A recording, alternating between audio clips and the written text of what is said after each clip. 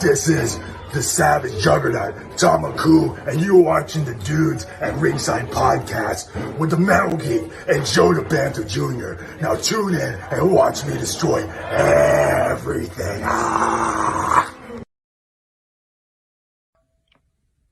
Hi, I'm the Metal Geek. You're watching Dudes at Ringside podcast. Hey, I'm Joe the Panther Jr., and you're watching Dudes at Ringside podcast. Hi, I am Foxy, and you guys are watching Dudes at Ringside. Enjoy. Hey, this is Stevie Ray. You are watching Dudes at Ringside podcast with the Metal Geek and Joe the Panther Jr. Somebody better holler at your boy. Hey, what's up? Tom Clark here with Tom Clark's Main Event. You are watching the Dudes at Ringside podcast. Got the Metal Geek and got Joe the Panther. What more could you ask for, man? Don't screw around. If you want the best in pro wrestling talk, you've landed in the right place. Check out the show.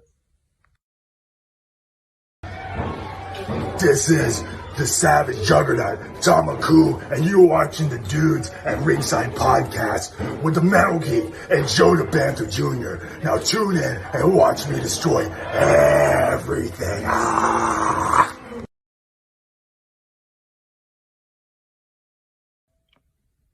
Hi, I'm the Metal Geek. You're watching Dudes at Ringside podcast. Hey, I'm Joe the Panther Jr., and you're watching Dudes at Ringside podcast. What up, wrestling world? It's your boy, JV, a.k.a. Mr. Steal Your Dibs from Over the Top Rope Wrestling Show. And you're watching the Dudes at Ringside podcast show. What's up, wrestling world? It's me, your boy, the Tantalizing One, and you're watching Dudes at Ringside podcast. Stay tantalizing. Good evening, fellow inmates. How's everybody doing and playing nicely this morning? Have you taken the green pill or the red pill? Either way, it doesn't really matter. They're all very fun. Here at the Padded Room, you are joining me and the Dudes at Ringside podcast with Joe the Panther Jr. and the Metal Geek. Who knows what you'll be in store for? Who knows what I'll be in store for? I don't even know. Maybe, just maybe, if you're good enough, there might be some races in it for us. Oh yeah. Sit back and enjoy. And don't forget, never look under the covers.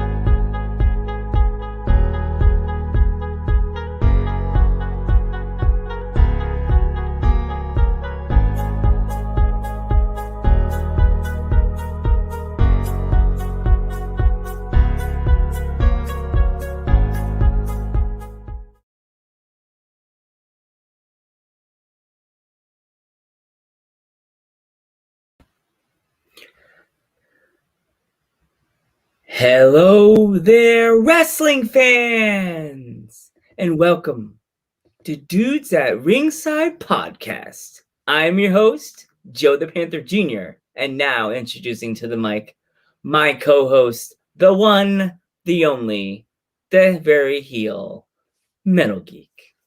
What's up, Ringside crew? Welcome to Dudes at Ringside podcast. How's it going, everyone? What's going on, everyone in the chat? Today, Joe, we have a special guest with us today. Do you want to introduce him? Oh, sure. Why not? Huh.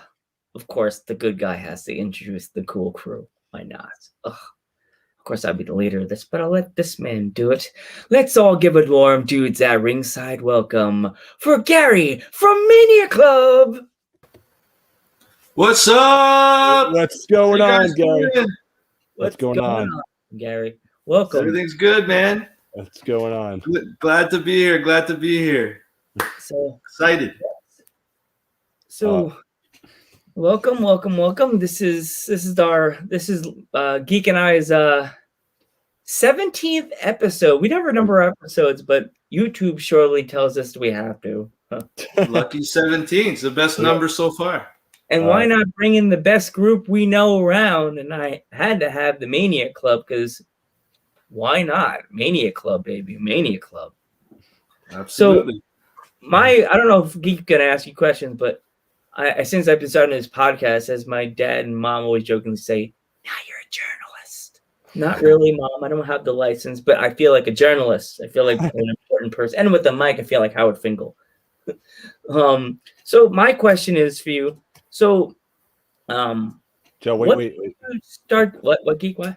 I just wanted to ask, do you, for people that don't know, I mean, everyone should know who Gary is, but for the people that don't know, you want to explain what Mania Club is, or? Yeah, so Mania Club is owned by myself and my partner Ashante Owens of the United States Air Force. We started Mania Club back, the anniversary just passed, actually, April 3rd, 2016 at WrestleMania 32 in Dallas. Mm-hmm.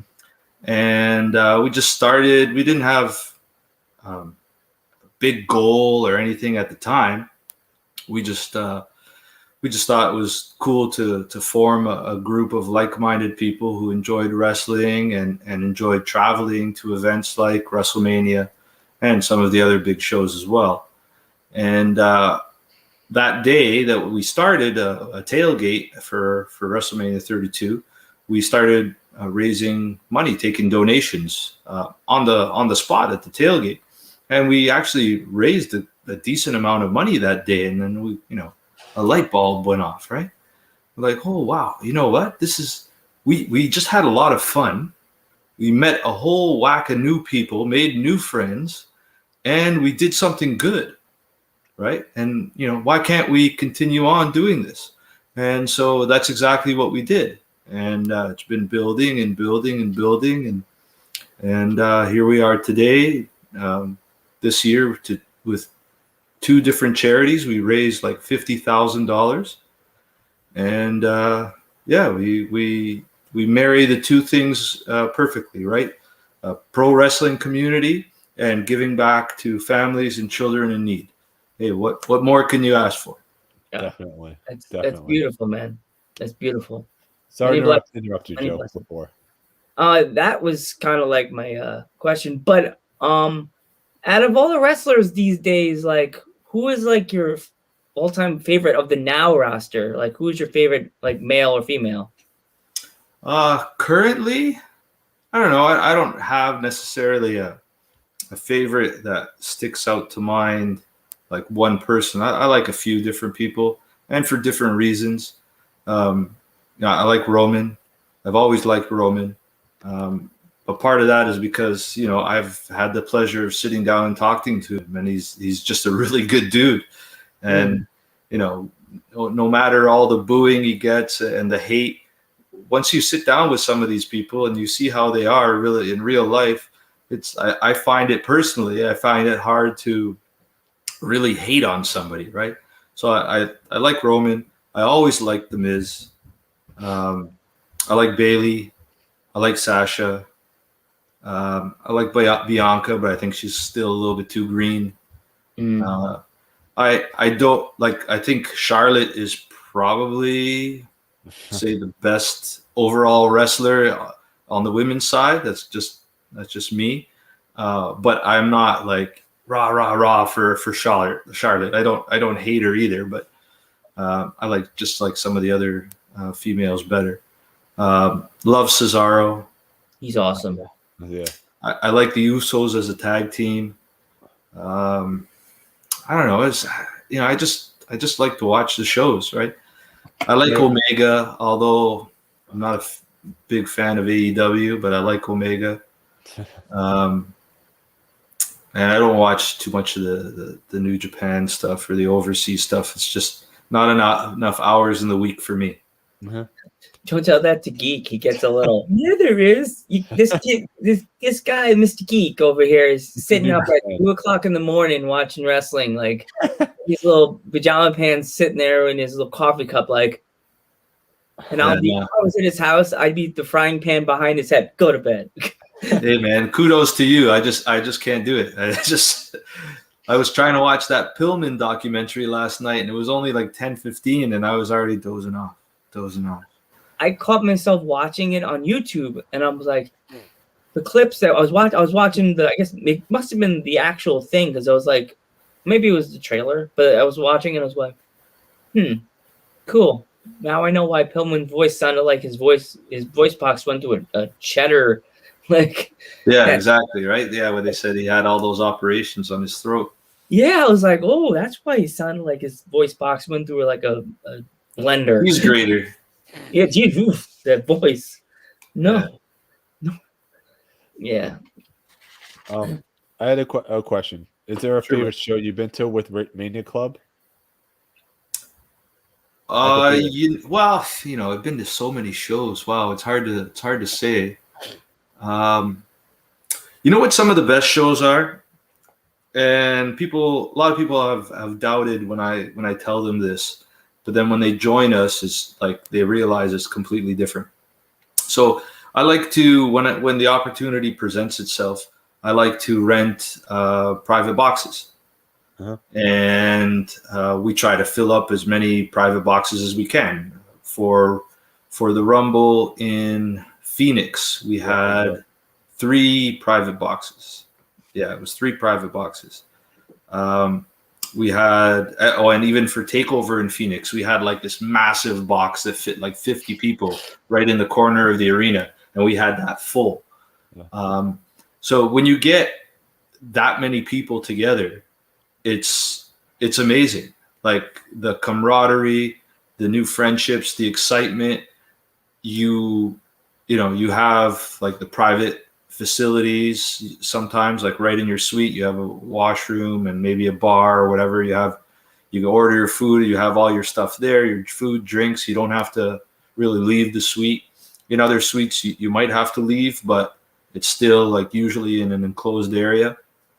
And just at those times people have so much fun because they don't have to sit, they could stand up, they could walk around. If you get people with nervous energy and they're like, they don't know what to do with themselves, but they're just having a wild time. Like Royal Rumble in Houston, we had about 4 or 5 newbies join us in a suite, and they were hesitant at first, but then they said, after that they're like, next time you guys get a suite, I don't care what it costs, I'm in.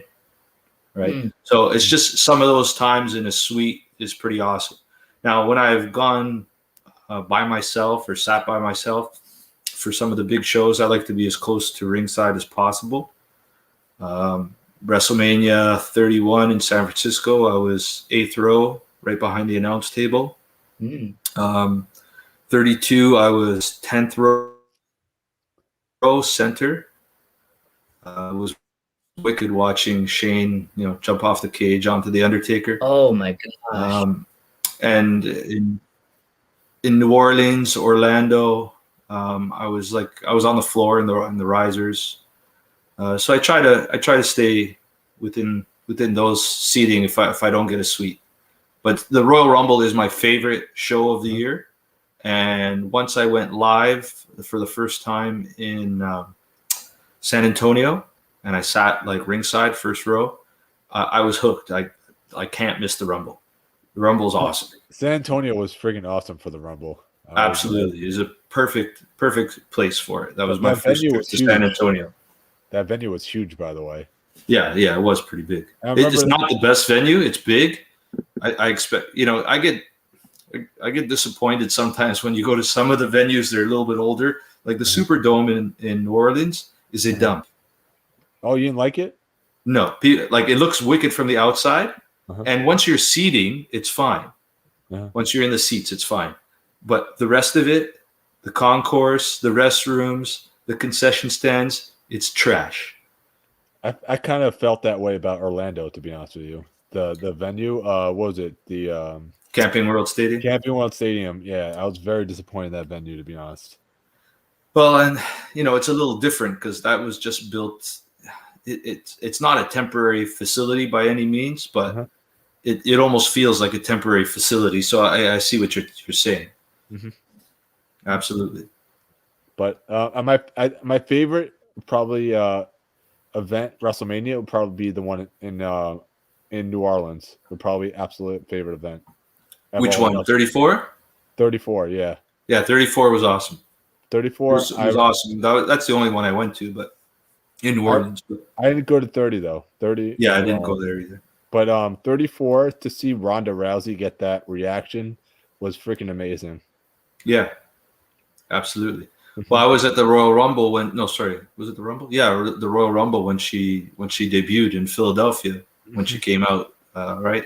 And the place went bonkers. Crazy. Absolutely bonkers. Yeah. So it's nice to be able to go and you know, where I go places now and sometimes I don't get used to it, but you put on the jersey, it's got my last name on the back and I get recognized a lot, which sometimes like I said, it takes some getting used to. You're walking on the floor of the arena and somebody's yelling out your name from the stands, right? And waving.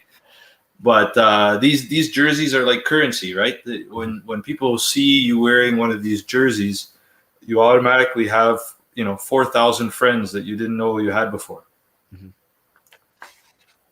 That's cool. Actually, it's funny. Like, since we started this podcast, I like warn Lance. Like, as soon as we get big, Lance, and we love going to independent shows because I'm like the guy in the show that's like, I'm old school guy, and I'm the big supporter of like independent wrestling.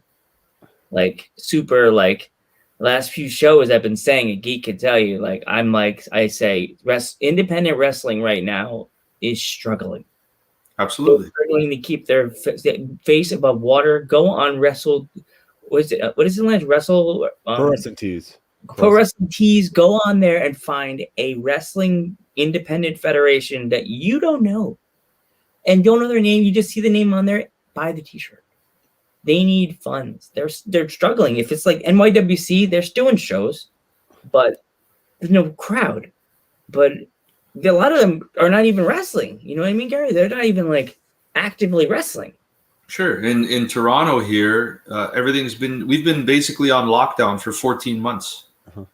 So my local promotion, Destiny Wrestling, which I love going to, was always hosted at Santino Marella's gym. And Santino and I are good friends. That's cool. They would also Impact would film there. Impact would film some of their shows there. So, we would get spoiled because Destiny Wrestling, the guy that runs it, his name is George.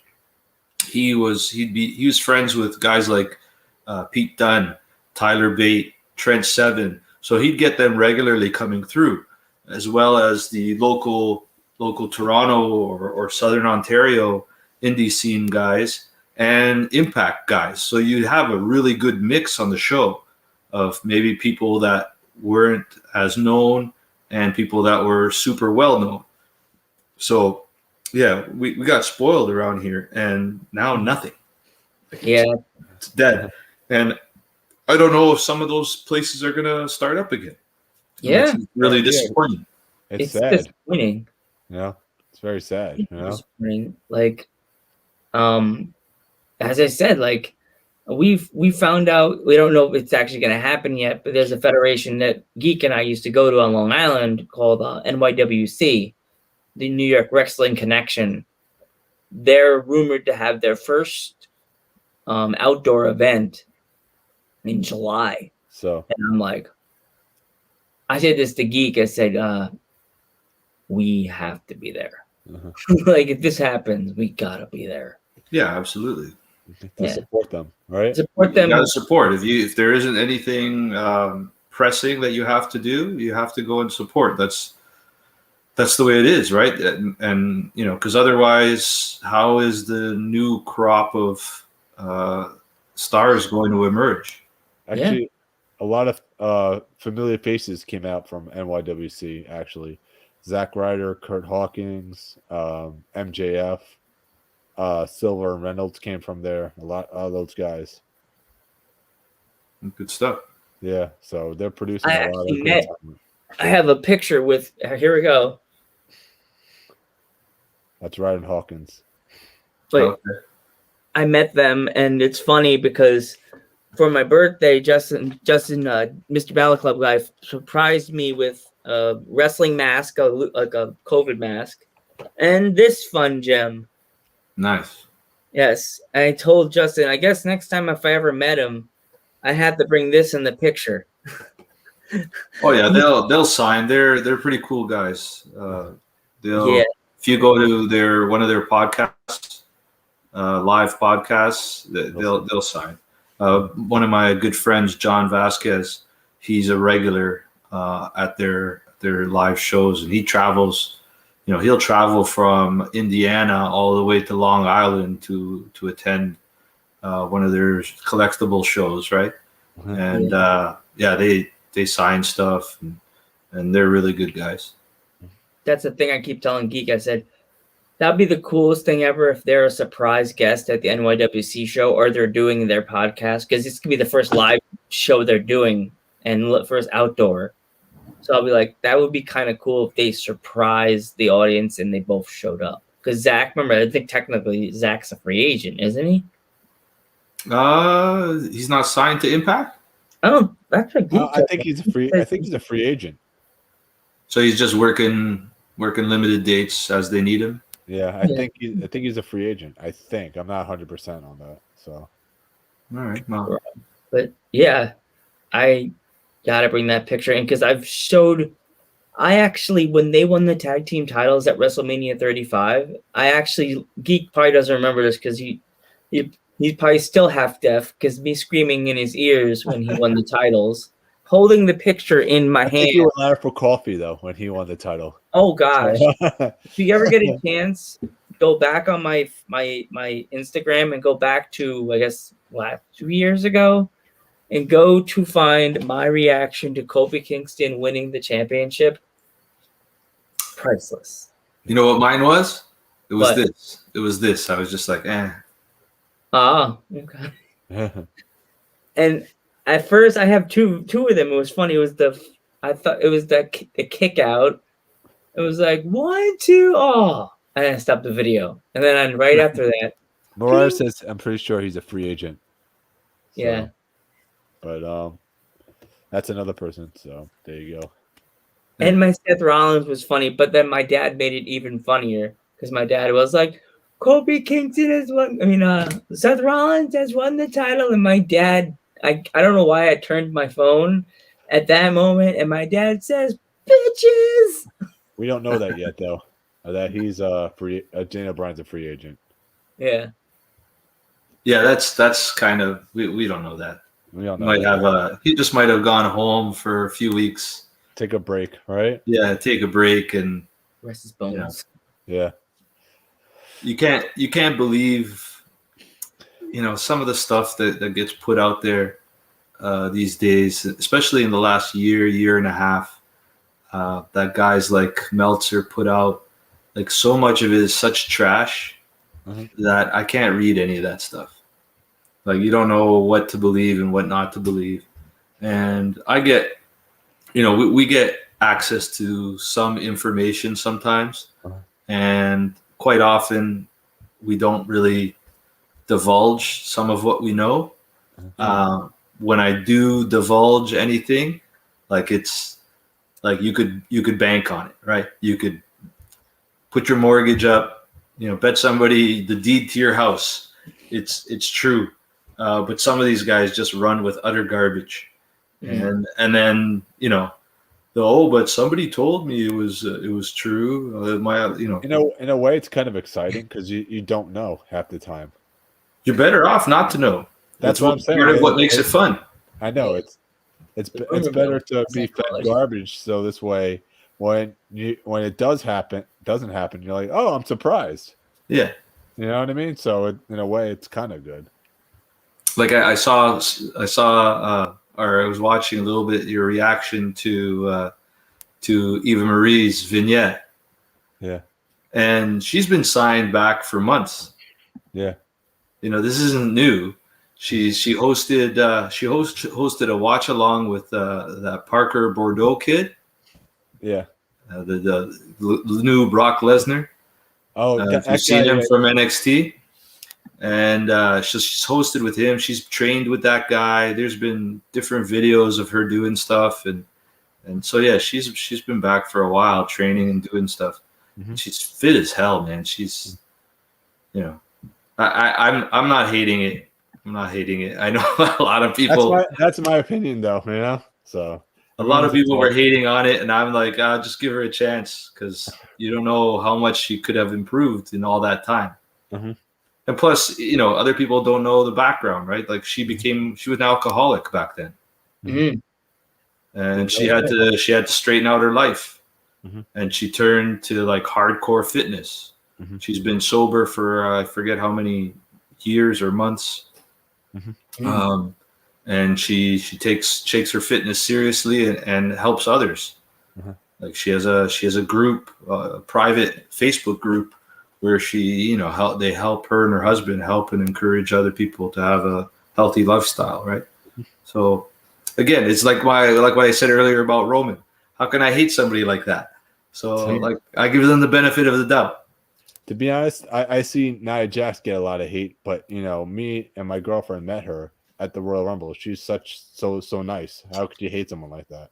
Absolutely. See, You know? so it's, and then you get other people. I like Sasha, and I've had few interactions with Sasha, so I like her. She's always been nice to me, and we happen to have something in common where like her brother has autism and my daughter has autism, so they're both severely autistic. And so I could sit. Yeah, I remember in Dallas, I stood there. It was at a meet and greet. That's the first time I met her, and there's a whole ton of people waiting for her. And then once we found this like common bond, you know, we just kept talking, and I realized we were like taking too much time. And I'm like, oh, you know what? I'm sorry. Like this is you got a bunch of people in line. She's like, oh yeah, don't worry. That's so awesome. And other people say she's terrible, right? So I don't know. It's just everybody has their own personal experience. We recently had Orlando on the show, and he was telling us about this kid that he was working with Goldberg, right?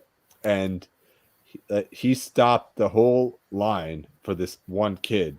I think in a wheelchair, right? The kid in a wheelchair or something, and he stopped the whole line for him.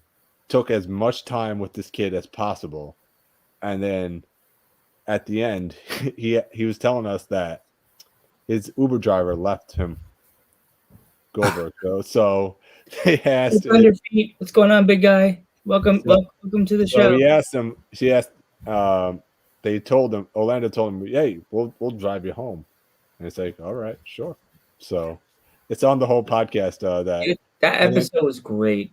And then Goldberg asked, "Can you stop at Burger King real quick?"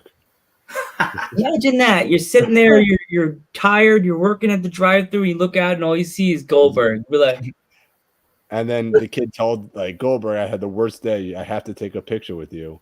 Goldberg took a picture with everybody. So yeah, I met him in New Orleans. Oh wow. And, he was, I wasn't supposed to meet him. I just went to Access. I forget why, who I went to see.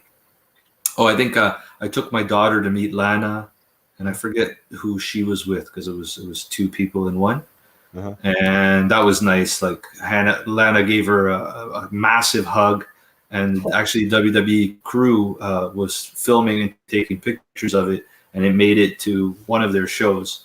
But there was a guy in the club who was volunteering at Access that year, and he's like, he sees me and he's like, "Here's a wristband for Goldberg. Go with your family." So that's how I met Goldberg. Nice dude. That's awesome. That's pretty cool. Yeah, you said that the Santino Morello school, that girl Amy Crimson actually trains in his school. Okay. Yeah, she was like telling me, because I control the modding on the Dudes at Ringside podcast page, and it's also on my own page. It's kind of hilarious. Wrestlers that are coming on our show. One of the guys, he's actually coming on next Monday. I don't know if you ever heard of the Savage Juggernaut Tamaku. Yes. Oh, you know about Tamaku? Awesome. Yeah. Most people don't know about Tamaku. He's as my dad says, super gentle giant, man. Like, He's a big dude. Oh, dude, how big is he? I'm gonna have to ask him on next Monday. But he looks like he's about 6 foot. Yeah. Well, we started messaging back and forth. Then he started messaging me on Joe the Panther Jr. And then he started messaging me on Dudes at Ringside. And then he was like, "Oh, hey, Gary Bader." It's Daddy. Daddy Metal. Daddy Metal. There you go. This Daddy Metal. Yeah. So like. He was messaging me and he's like, "Oh, I'm so sorry. I'm messaging you on two accounts. I'm sorry." And I'm just like, yeah, I have to flip back and forth because I have the multiple different accounts on one account. So I'm like, flip. Dude's at Ringside. Joe the Panther Jr. Dude. Yeah. I'm like, yeah, it's fine. And I you gotta remember what you said on one line to go to the other one. Yeah, he pretty much was saying the same thing on both. I was like, you're good. And I just recently sent him a sticker, and I'm the writer of all the letters, so I have to try to like spell check or everything right when I'm writing the letter to these people. And it's funny, I don't send the letter just from Joe. I send it from both of us, me and Geek. So it's like, you're friends. And I looked at the letter as on Instagram when he posted the thing with the sticker, and he said, "Show Buzz Pizza." Just oh, I'm watching Double Duty, watching Dudes at Ringside. I'm at kind of night. And I read the letter because he posted on Instagram, and I was like, "Oh gosh, I didn't put an S in friends." But you didn't send a Marauder sticker. He said he wanted a sticker. I thought I did. Maybe I mailed. Oh my god! Oh no! I thought I mailed it to you. Maybe I didn't. At the end of the show, Marauder, send me your address. I'll send you a sticker. Yeah, keep on him, Marauder. Make him send you that. Don't let him forget. Yeah. Yeah. Geek, you're gonna get stickers soon too. You gotta shell up the cash because the guy that does our stickers, like, he ain't free. Yeah. Free is nice, by the way, sometimes free comes with other stuff that you have to do. Yeah. By the way, this interview is heated by Key Food in Milford. Yes, Key Food in Milford. Don't forget to get your yummy sandwiches and your delicious tacos on Tuesday. Key Food in Milford. And now back to the interview. Right. That's my job. That was my job. Like, I asked my boss, Junior. I said, "Junior, can you sponsor the show?" And he like quickly like. It felt like something out of like a horror movie. He didn't even like. I didn't even see him like turn around. He was just like. I was like, he was like, and his guys got like really, really wide, and like Undertaker, like, how much do I have to pay you for this? And I'm just like, nothing. And like, I feel like my glasses fogged and everything. I was like, nothing. He's like, nothing. I was like, all I'm gonna do is, don't forget to come to Key Food. I did the whole promotion like I just did to you, and he was like, okay, that's perfect. Okay, you could say it. I don't owe you any money. I said, no, just putting your name out there. And he's like, how many followers you have? I said, at the time, we didn't have our 100 yet. We didn't hit the 100. I forgot how many we had. But yeah, the story with the 100 is I told Geek and our mod that we were going to hit 100 by Mania Sunday. I did the Babe Ruth. I put in my mind, I had the bat aimed to the wall, and I said, we are going to hit 100 by Mania Sunday. And Geek thought I was insane. Right, Lance? Right, Geeky? Well, okay, so now it's Lance's turn. All right. Yeah. Lance, when are you hitting 1,000? That's what I said. I said we should hit 1,000 by next year. I'm going to say next Mania. Next Mania we'll hit 1,000. I think you're going to hit it before. I think you think you're going to hit it before? I'm sending you that positive energy. I'm putting it out there into existence. You know, you're going to get 1,000 before Mania. Because I'm trying to do the math in my head right now that if we hit 2 a day, that you don't worry about math. Don't worry about the math. Just keep putting out a good product and keep putting out the name, and you'll be fine. Don't worry about the math. Just keep pushing. You'll be fine. So it's like Maniaclub. We just keep pushing, and we reach those donation goals. 35,000 we got to by this WrestleMania, plus another 14,000 for Give Kids the World, and we've already started our new campaign at v.org/maniaclub. You want me to get that on the people can donate there. People could donate there. There it is. That's awesome. Thank you very much. People could donate there. And it's not all about donating money. When you're in Mania Club, our thing is not everybody has the money to donate, right? Especially, the pandemic is still going on. Last year was a tough year. And this year is going to be a tough year for people. But, if you can't donate any money, donate some time, donate energy, right? Spread the word of what Mania Club does. Raising money for kids with pediatric cancer, for both awareness, for Connor's Cure. Some of the money goes to supporting families that have to take their kids to the hospital, and they're sometimes there for weeks and months, and families are away from their home, or some of them have to quit their jobs, and they need the money, right? They need to be supported somehow. So we're more than happy that some of the money goes to that, as well as to research and stuff like that. And then you have Give Kids the World Village in Orlando, that they host like Wish Kids, right?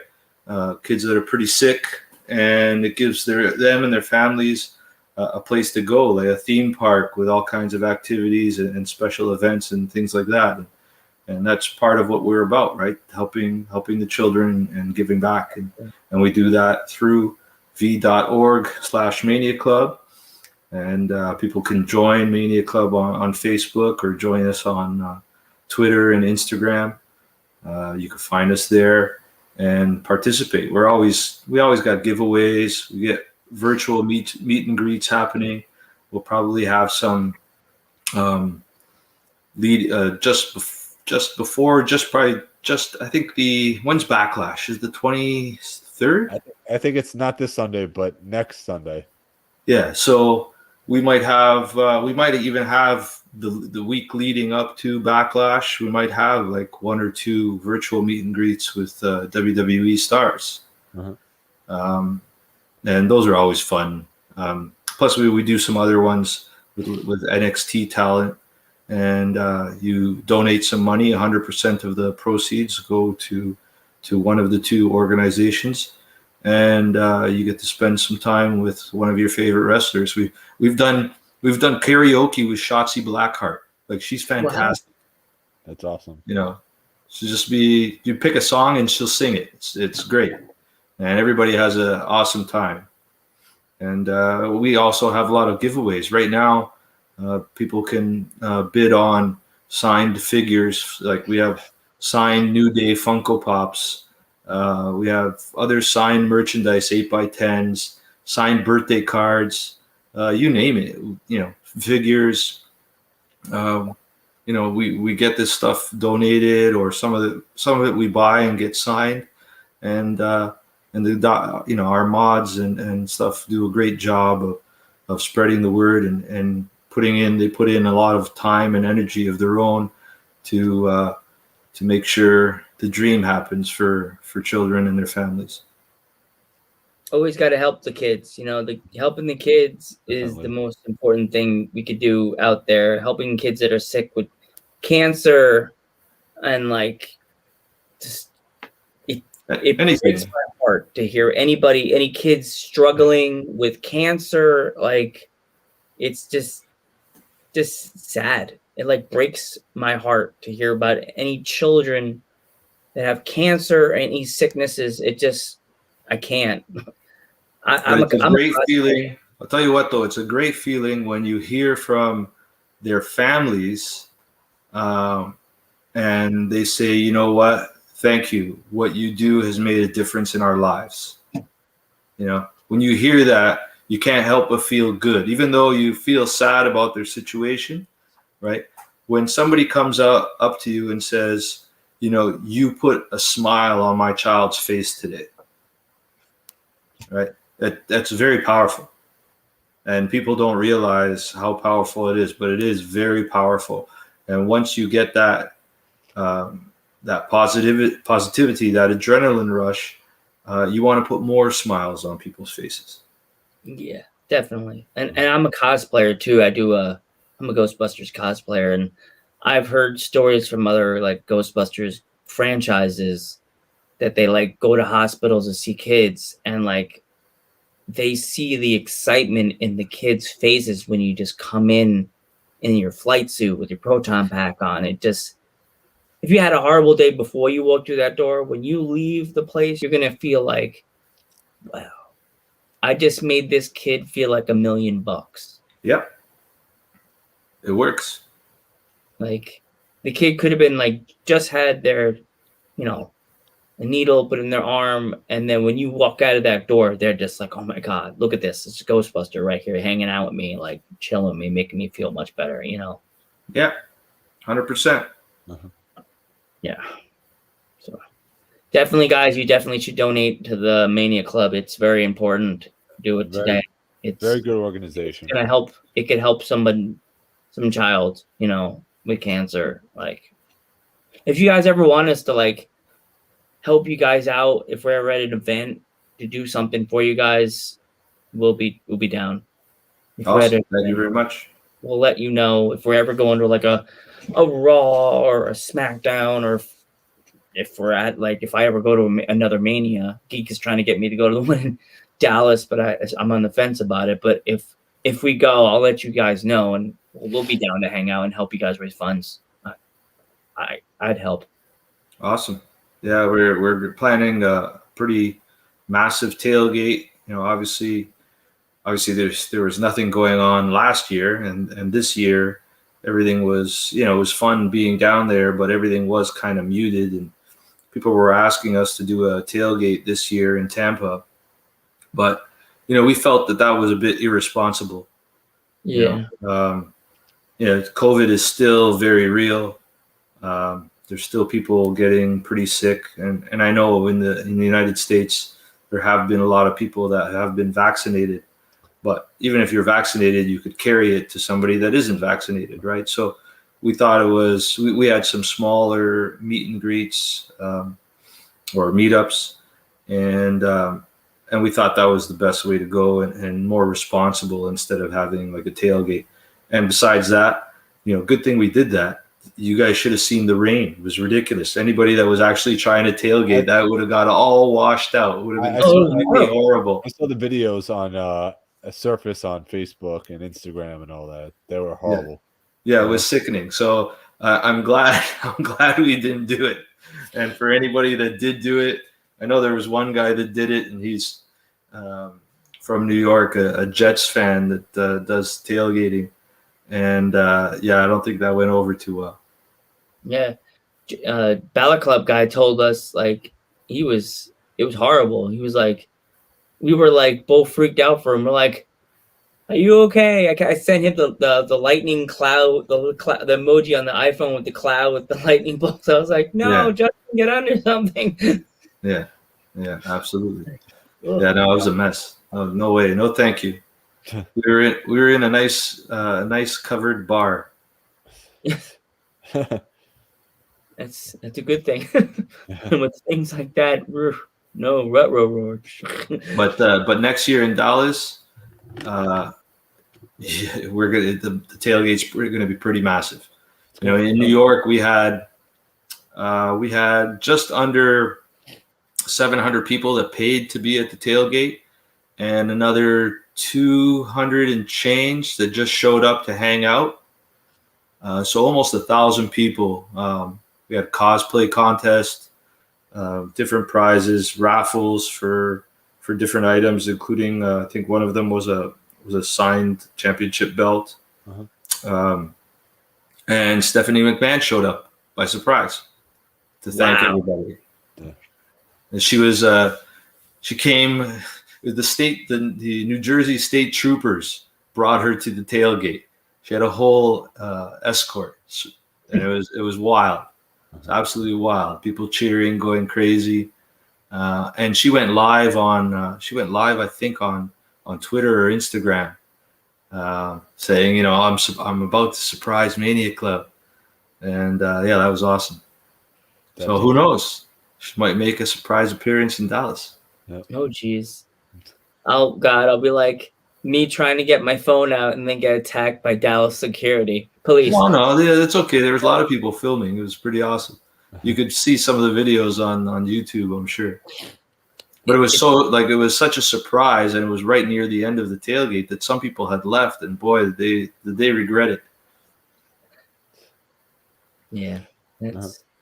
Yeah. My actually I was trying to show you, but I said no, he's still talking. I got my Mania tickets from 35. I got one of those too, yeah. It's funny because we were just gonna get the plane tickets, and Geek's like, do you want the good ones? And I'm like, good ones. And I guess I didn't. The video ones. The cool, and then he sent me a picture of what they look like after I got them, and I'm like, okay, I gotta keep them safe. Don't know if Geek still has his. I still do. I have those, and I have the takeover tickets from. Even though his tickets, I went home safely in a car back to Pennsylvania. Lance, Mr. Geek, got stuck on a train. Oh boy! Yeah, the train. We had a car. We had a car. It was easy getting back to Manhattan. And I live, and this was probably the easiest WrestleMania for me, but yet the hardest. Yeah. You know what I mean by that? Like, absolutely. Like the next town over, okay, I'll sleep fine the next day in my house in New York, and then I'm like, crap, I'm not getting home till 5:30 in the morning. You could have walked across the Washington Bridge. Yeah. Yeah, just imagine. It was a good time though. We had, it got cold at night, but during the day, that was like really, really perfect weather for that time of year. Still to this day, New Orleans is probably still my favorite WrestleMania. Well, it's nice that you can walk everywhere. Yeah, it's like the same thing if they ever do WrestleMania back in Toronto. Like all the arenas are on the same street within 2 blocks, 3 blocks. I remember like going down to the arena for New Orleans. There's like a whole herd of us. We were just going down to the stadium all the way from Bourbon Street. It was awesome. Yeah. So that's how close it was. Everybody was walking down there. Yeah, for sure. Yeah, you got to make it to Dallas. Definitely got to make it to Dallas, Joe. Definitely. Dallas is a definite for me. Dallas is a definite, no doubt. Yeah. The only thing I don't like about Dallas is the stadium is far away from downtown. But, everything else is cool. Do you have a favorite TV show besides wrestling, or it's a kind of a random question? But you know what? I just mostly watch sports, to be honest with you. I used to watch a show called Suits that was on USA Network. I heard of that show, and I really liked that. That's since been kind of stopped, I guess, at 7 or 8 seasons, whatever they did. So I used to watch that, but I don't watch too much other TV. I'll watch hockey, baseball, football, soccer from Europe. So that takes up plenty of time. And, I work 6 days a week, and, I need to sleep too at some point. So just the WWE shows during the week is enough, enough time wasted. It's like a full-time job right there. Absolutely. I could see that. My turn. Yes. What's your favorite all-time favorite food? All-time favorite food. Oh, wow. Steak. Wow, you and Stevie Ray from Harlem Heat would hang out pretty well. Like I could eat steak every day. I could probably eat shrimp every day too. Yeah. As I said, Stevie Ray came on our show, and like I got him with that food question, and he was like, "I like steak and collard greens," and I'm like, "Rice and beans." Oh man, I eat rice and beans too, man. I eat rice and beans. Come on, I was so random that day. I was like, "You can come over to our house and have rice and beans and steak," and he's like, "Hey man, let me know." I'm like, "Yeah, sitting at my mom's kitchen table." One thing you don't say no to is a nice steak dinner. I'll tell you that much. Oh, of course not. I went to a steakhouse with Matt Riddle and some friends, Survivor Series weekend, back in Chicago, 2019. That was a good night. Right after, I guess it was right after Takeover. Yeah, right after Takeover. It's pretty awesome. That was War Games. I've never been to War Games, so yeah, that was the first time. It was pretty wild. And I was never a big WCW guy. Like those gimmick matches they used to do in WCW, I was never really a fan. But it's interesting seeing how they do it now. Do you have a favorite team or a football team? I'm a Toronto guy, so the Raptors, the Blue Jays, the Toronto Maple Leafs, and for the NFL, they're far away, but my team is the Dolphins. Another thing, my brother would be your best friend then. Yeah, Dan Marino is my all-time favorite player.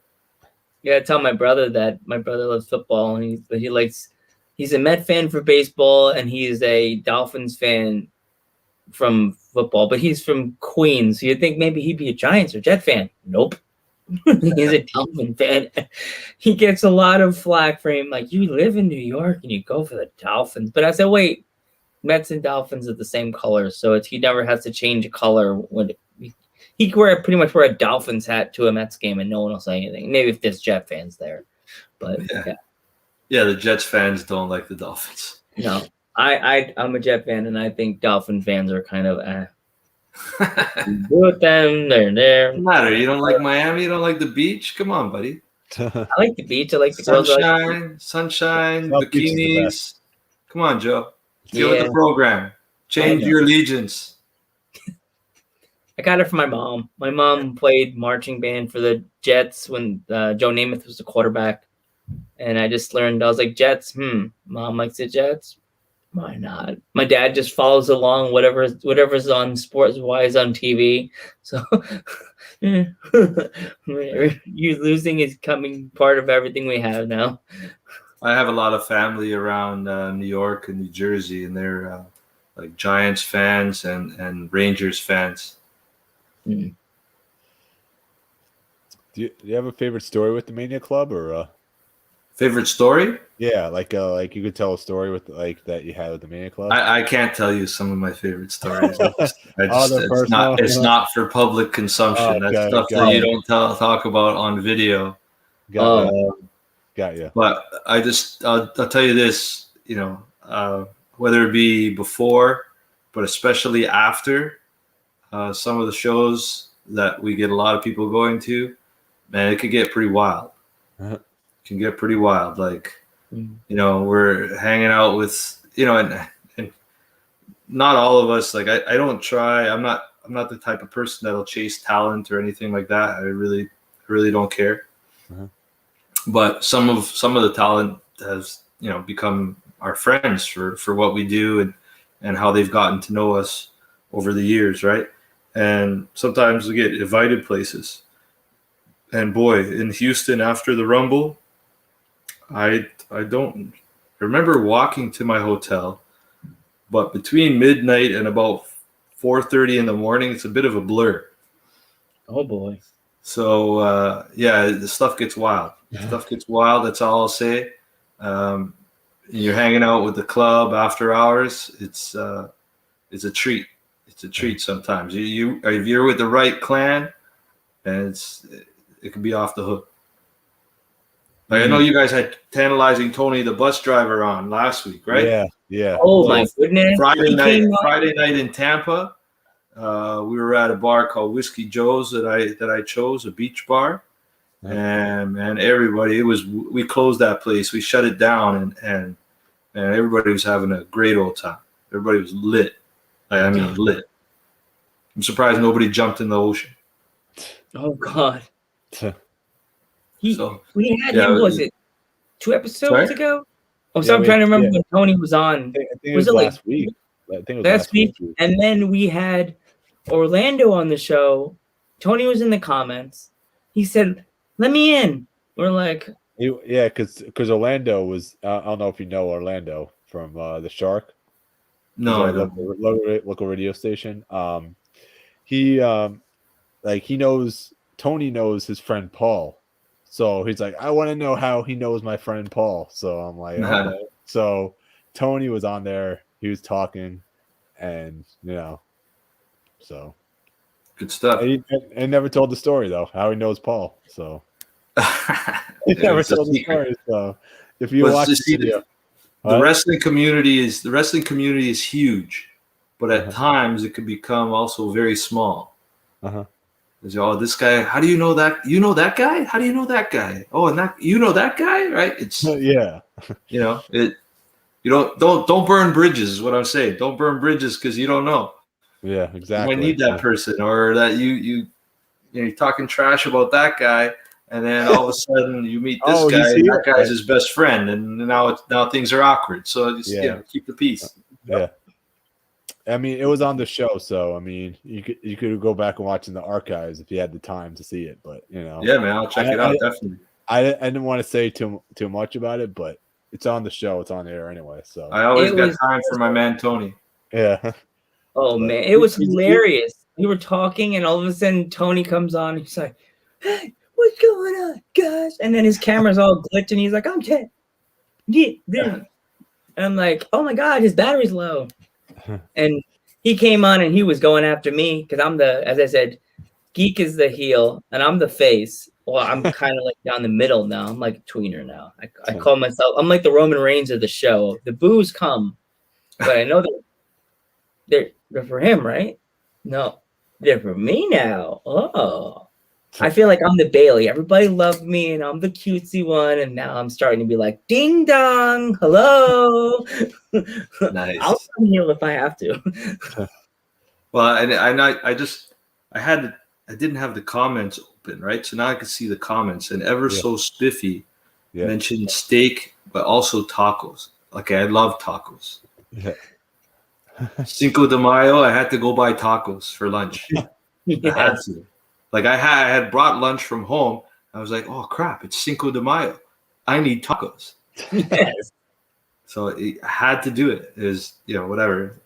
I don't like the like fancy tacos.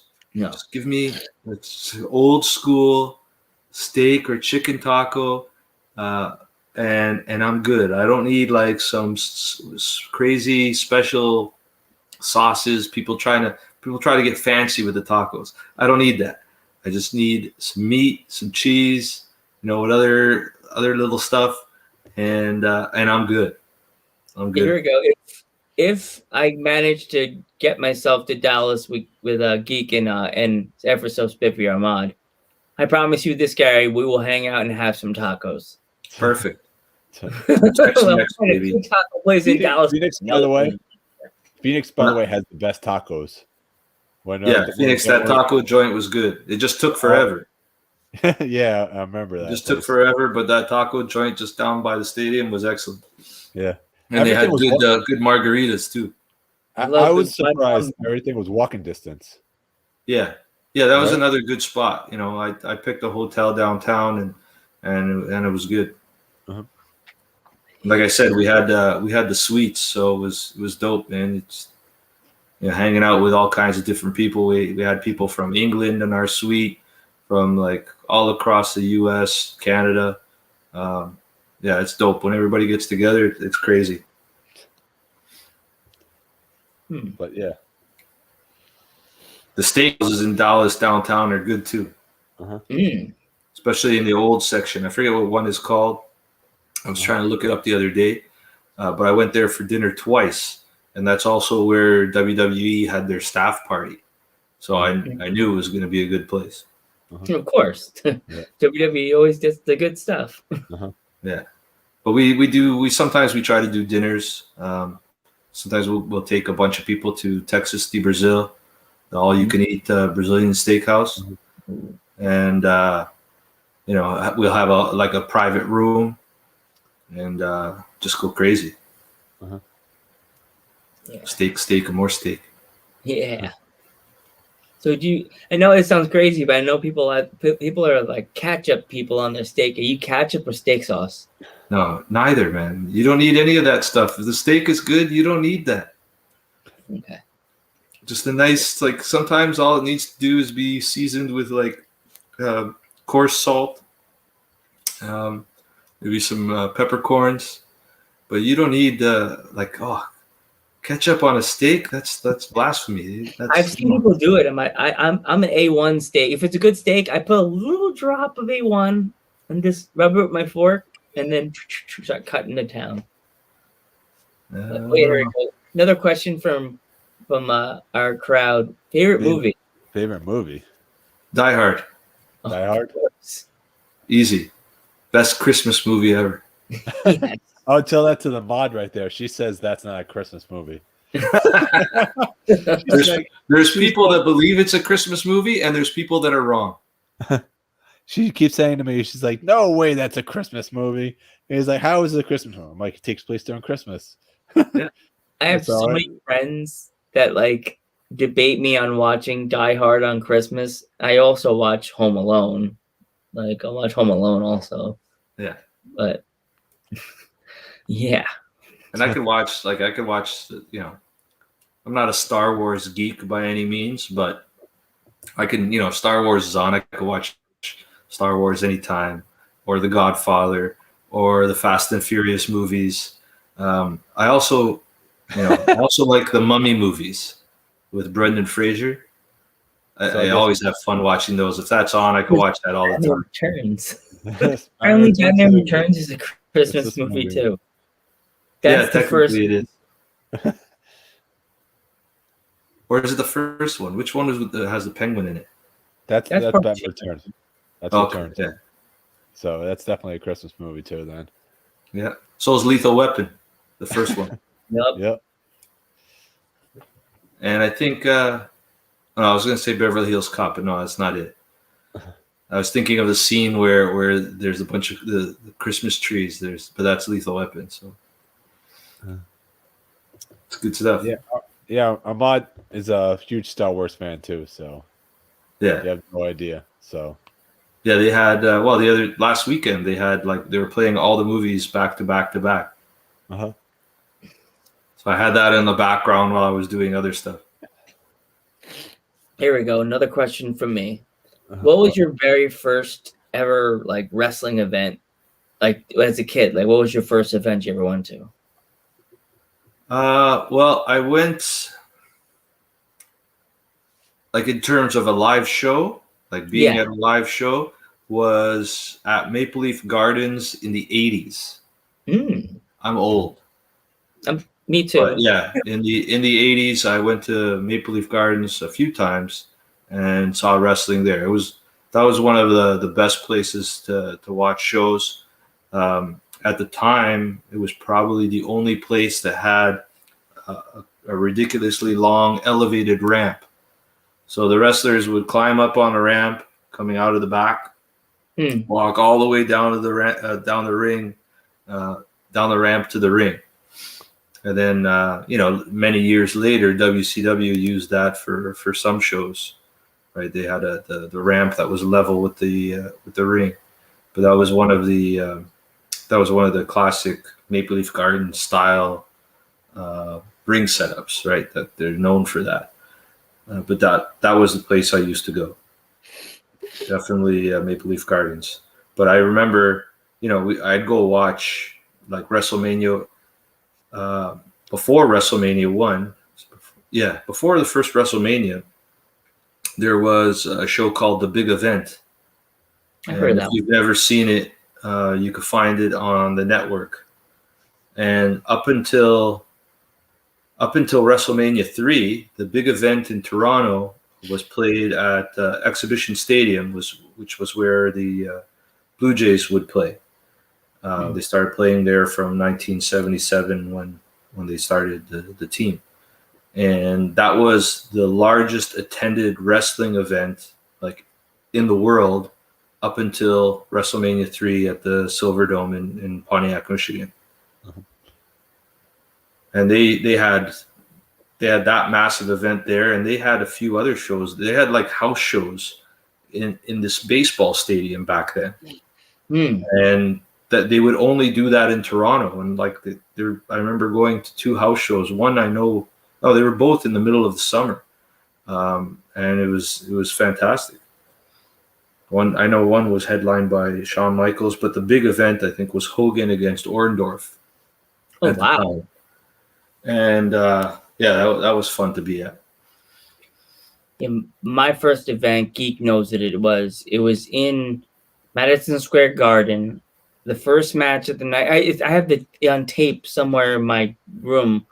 Yeah, tape. Whoa, the new kids are going tape. What's that tape? It was, I guess the videotape didn't get the full beginning of the match. The very first match of the night gets every wrestling fan going. It was Haku versus Ricky Steamboat opening match. That was the opening match of the card. The main event was Hulk Hogan versus Sergeant Slaughter. It was the build-up for their match. It was the boot camp match. That's what the match was. Right. Hogan won, but I remember as a kid, my dad still teases me about it. Anytime we mention a WWF show in the Garden, you were crying the whole main event. I'm like, I was like 8 or 9 years old. Like, really? I was a little kid.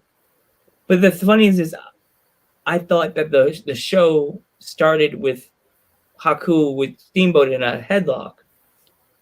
Balor Club guy let me use the password for the network. So he let me watch whatever I wanted for a while on the network. So he's like, man, I saw you you were watching a lot of those old school shows. And I was like, you got that. I watched that entire show back because I was like, oh, wow, I was at this one. I was like, oh, my God, Justin, my childhood was ruined. He's like, why? You know what happened in that show. You were there. I thought the show started out with Steamboat in a headlock by Haku. He's like, what do you mean? I was like, my videotape as a kid started out with Haku with Steamboat in a headlock. Like, It started out with music. My childhood was ruined. He's like, you were there. But I'm like, yeah. He's like, maybe the tape player didn't start till like 7:53 when he was in a headlock. I was like, don't make childhood step on your foot and walk away saying jerk. Well, if you notice, some of those old tapes, even some of the Coliseum home video ones, they don't, like, a lot of them just get right into the action. Yeah. You know? And there isn't too much in the way of like intros and stuff like that. Some of them are just all of a sudden you know the image pops up, you hear the bell, and boom, they're going right at it. Yeah, I used to go to a lot of house shows in the Garden, and as I said, like, I grew up in the best. Gary, me and you grew up in the best era of wrestling. Geek, he grew up in that Attitude era. We grew up in the golden era of wrestling. So yeah. No, I like the Attitude era, but yeah. So I like the Attitude era. Everything changes, right? And as I'm give you a nod, you right now you are certified old school, and I'm knighting you certified old school. Thank you. You're officially certified old school from Joe the Panther Jr. You're in the certified old school team. Absolutely. If your childhood got you through hearing Howard Finkel's awesome, beautiful little voice every Saturday morning, your childhood was great. Well, that and Gorilla Monsoon. Oh yeah, Gorilla, Bobby the Brain Heenan, make you want to throw your shoe at the TV. Yeah, absolutely. Those are great times. And also the other broadcast, Gorilla Monsoon. We had, what's his name? Oh my God, he just died like last two years ago. What, Gene? Gene, and then the other guy, what's his face? That was the other broadcaster for a while. There was all kinds. Lord Alfred Hayes. Oh, yeah, Hayes. In here, I don't know if it was just on TV here, but one of the shows here was called Maple Leaf Wrestling, and they would show all the WWE stuff, and they had Billy Red Lyons, like Lyons, Lyons, and he used to be the one like announcing stuff and things like that, and introducing. So there's a lot of different stuff that they had over here. I can't think of his name, but I could see his face. It wasn't Mean Gene. It was another guy. He had like longer hair, like long black hair. It was like straggly hair. Long black hair. You usually do the interviews like Mean Gene, but it was always like Mean Gene was with the main wrestler, and they had him with the other guy. I can't think of his name. I can see his face. Oh my god. Was he wearing like? Did he wear like the light blue jacket? No, he always wore the suit. Sean Mooney. Oh, Sean Mooney. Yeah, that's right. That's what I was thinking of too. Sometimes he would wear the blue jacket. Oh yeah, Sean Mooney. Yeah, I used to love when Mr. Perfect used to make fun of Sean Mooney. Yeah. Come on, Mooney. I think last year or the year before. I think he did something with them. They brought him back for something, or he was online or something doing something for WWE, some nostalgia stuff. But it's nice to even see. Have you guys been watching the A&E stuff on the weekends? Not really, to be honest. I watched. I went on YouTube and I watched the one with the Undertaker. He put that old jacket back on, and even my dad was like, Everyone's saying to watch that, but dude, those things, like that warehouse that they have full of goodies. Wow, that's like a wrestling fan's dream. Taking a tour of that.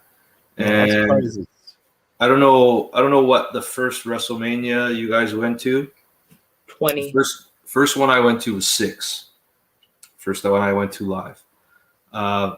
Then I didn't go for a long time, and I went to 18. For 6, there was no access. Right, for the first few years, they didn't think of an access. For 18, they had access, and that access was like, I forget how much it was to get in, but it was cheap. And it was just pay one price. Like, you get in, all the signings, all the photo ops, everything was free. Undertaker, Angle, Michaels, everything was free. Like, that's where I got Undertaker. That's where I first met Undertaker. I have my belt signed by Undertaker and Angle. And they had a lot of that stuff that's in that warehouse. They used to bring it to Access, like the Corvette that Austin filled with cement. It was at Access, and they used to bring so much more stuff than they do now. And I understand it's hard to trek it across the country, and they have so much stuff. But I wish they would do more of that, right? Or have some kind of exhibit, maybe a traveling exhibit, or even if they had a dedicated place in somewhere like Florida. Like, I used to like it when I go to New York, to visit friends and family. One of my places I always stop at is WWE New York, the restaurant, right? I remember that place. Hang out and grab a bite to eat. My brother has one of the menus still, like one of the menu folders. Wow. So like, I wish they still had something like that, where, if they had like a bar restaurant kind of deal and then had a whole bunch of merchandise there, that would be really, really cool. That's where I got that from, Gary. That belt right there. The old Attitude Era WWF title. My dad, for my graduation present, he's like, "What do you want?" And I'm like, I was looking at the belts. I was walking around all the shirts, and I was like, "I want that." And he's like, "Not the big one, Randy. No. We have to get you the smaller one." Okay. Actually, something happened, and my dad got really mad because my dad is a former law enforcement officer, and they don't want to mess with the cop. He got mad, and something happened, and he was like, "Where's your boss? Where's Vince?" And my dad, they're like, "Sir, relax." My dad take pulling out his tin. He's doing this, and they're like, they went in the back. They came out with a WWF New York Cup for me, and I'm just like,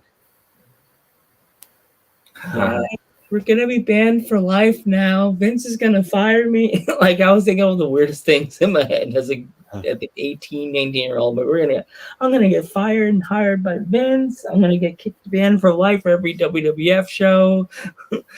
Yeah. I'm gonna get frowned upon by Howard Finkel. He's gonna go, "You are banned for life." Joe, do you see what Murata's trying to say? No. I think they're trying to open a Hall of Fame.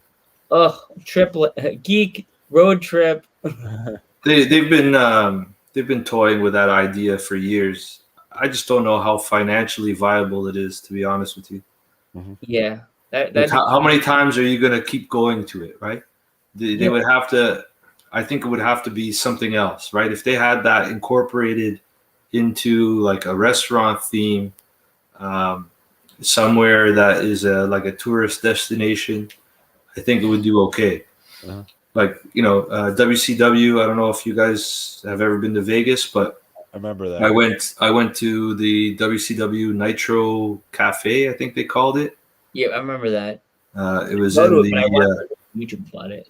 Yeah, in Vegas, and man, it was dead. It was dead.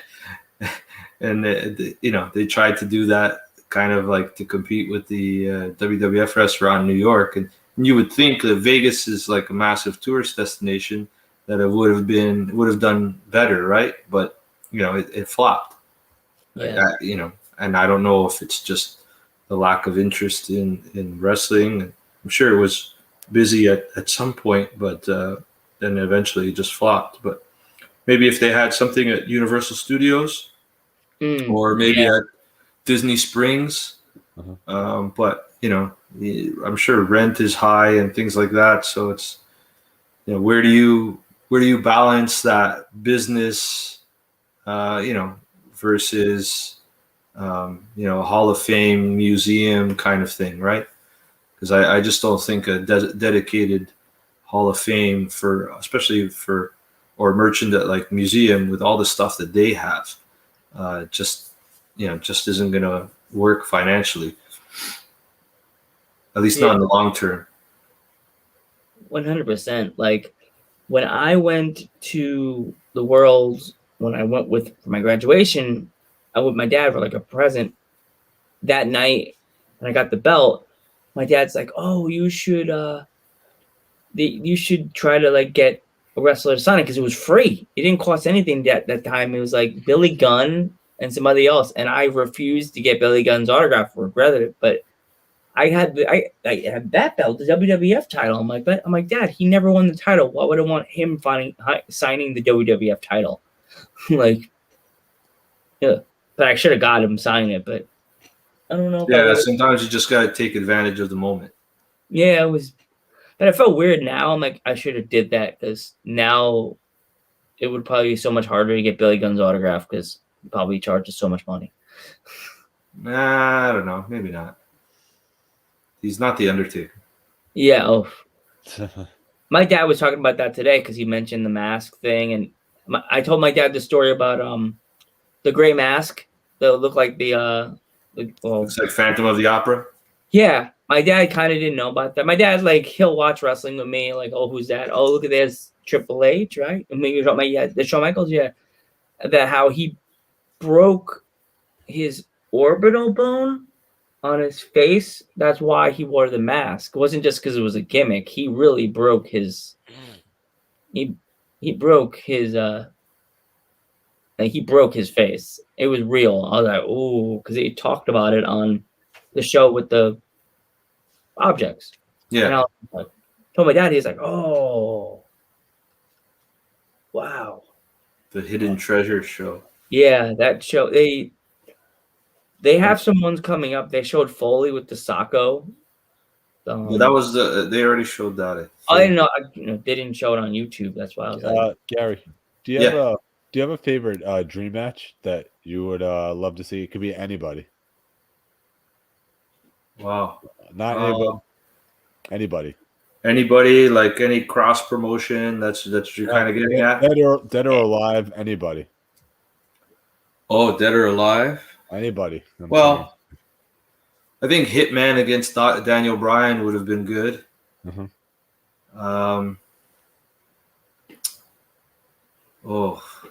That's. They could be in their prime. I would have liked to see this already happen, but if I could go back and watch Steamboat against Savage live, that's considered one of the greatest all-time matches, right? So that would be really cool. And if this wouldn't be any kind of technical spectacular, But if they did Hogan versus Flair back in the 80s, if they were able to do that, I think that would have been like crazy good in terms of attention and everything like that. Well, I don't know. Omega against just about anybody. Definitely.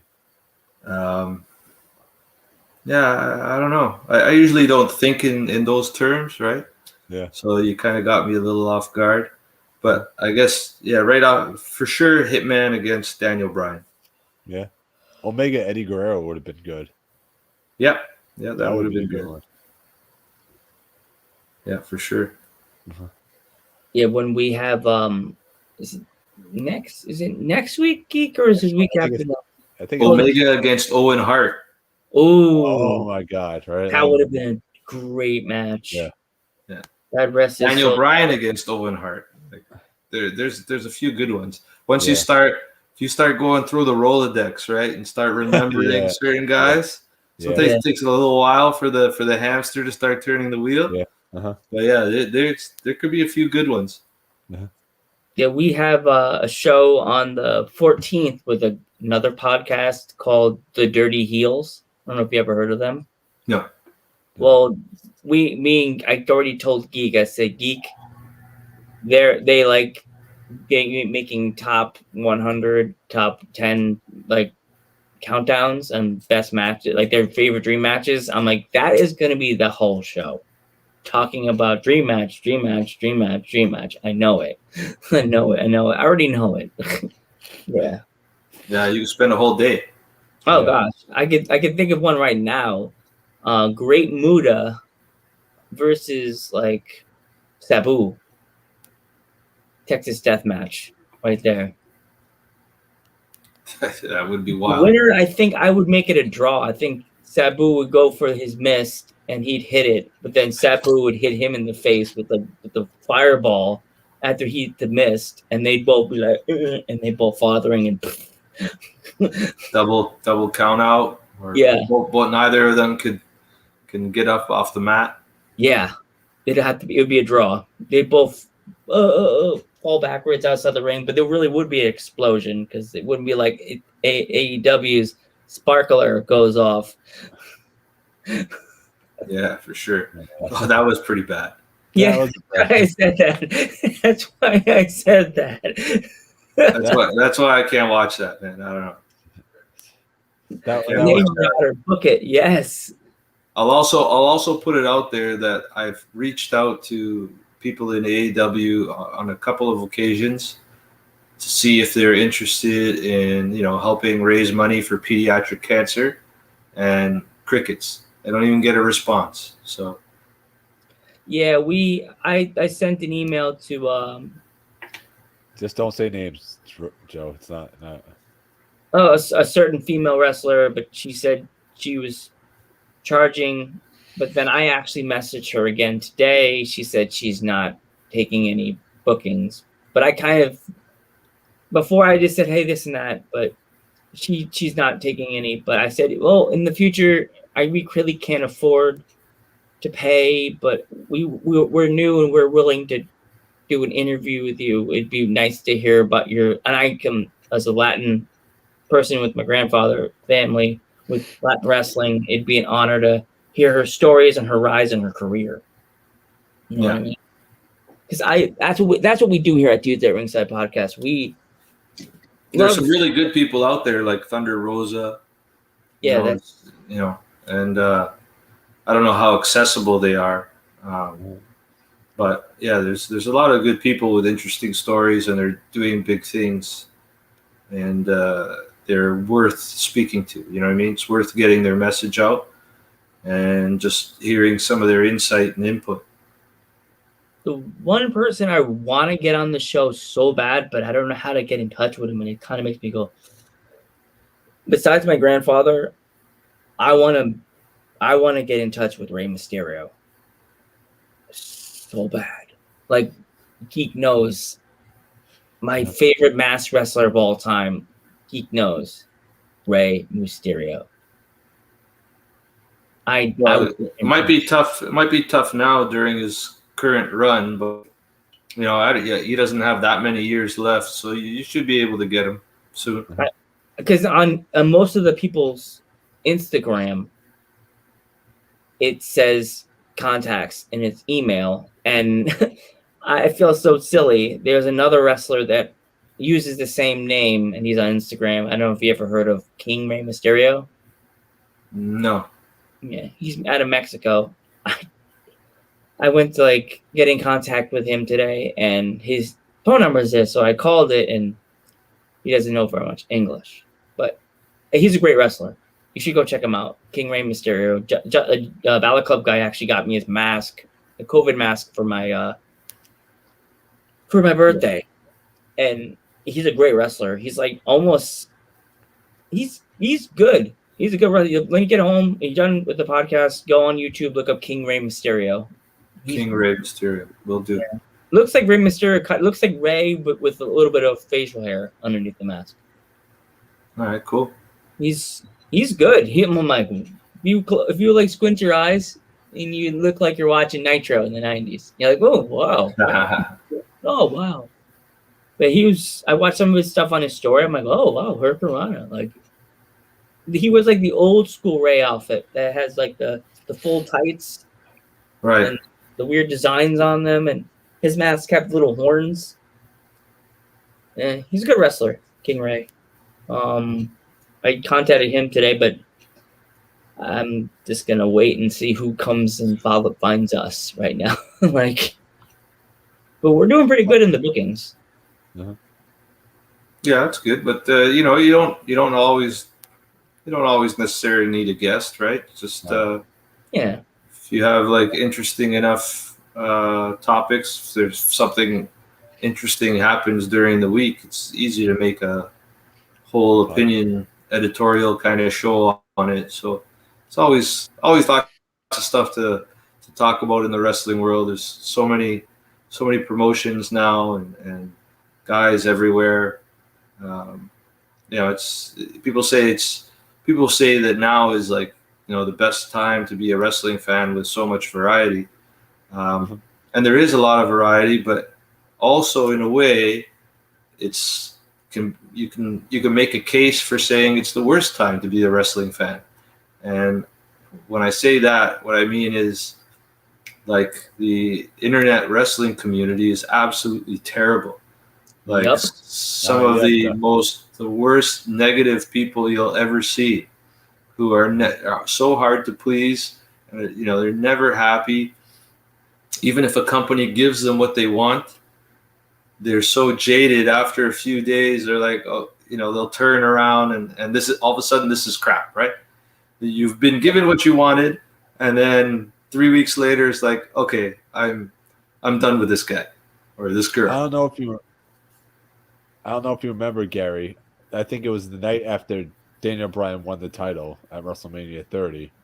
The crowd turned on him, and I'm like, you guys wanted Daniel Bryan to win the title. I'm happy he's the champion. Now you guys are turning on him for what? What reason? Well, and when Kofi Kingston won the title at MetLife, the immediate talk after that by a lot of people is, okay, how many days is he going to hold on to this? Who's he going to lose it to? Right? And, not everybody was saying that, but a lot of people were. I was happy he won the title, to be honest with you. Yeah, I didn't I was indifferent. I wasn't upset. Like I don't really get upset by wins and losses. But I was indifferent about it. It didn't mean anything to me, really. Wasn't super special to me. It also I'm not a New Day fan, so that's probably part of the reason.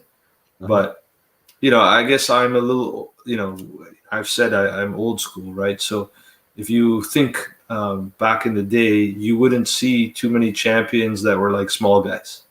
Nope. Right? It was mostly the big guys. And, the smaller guys are generally more agile and more athletic to a certain extent, right?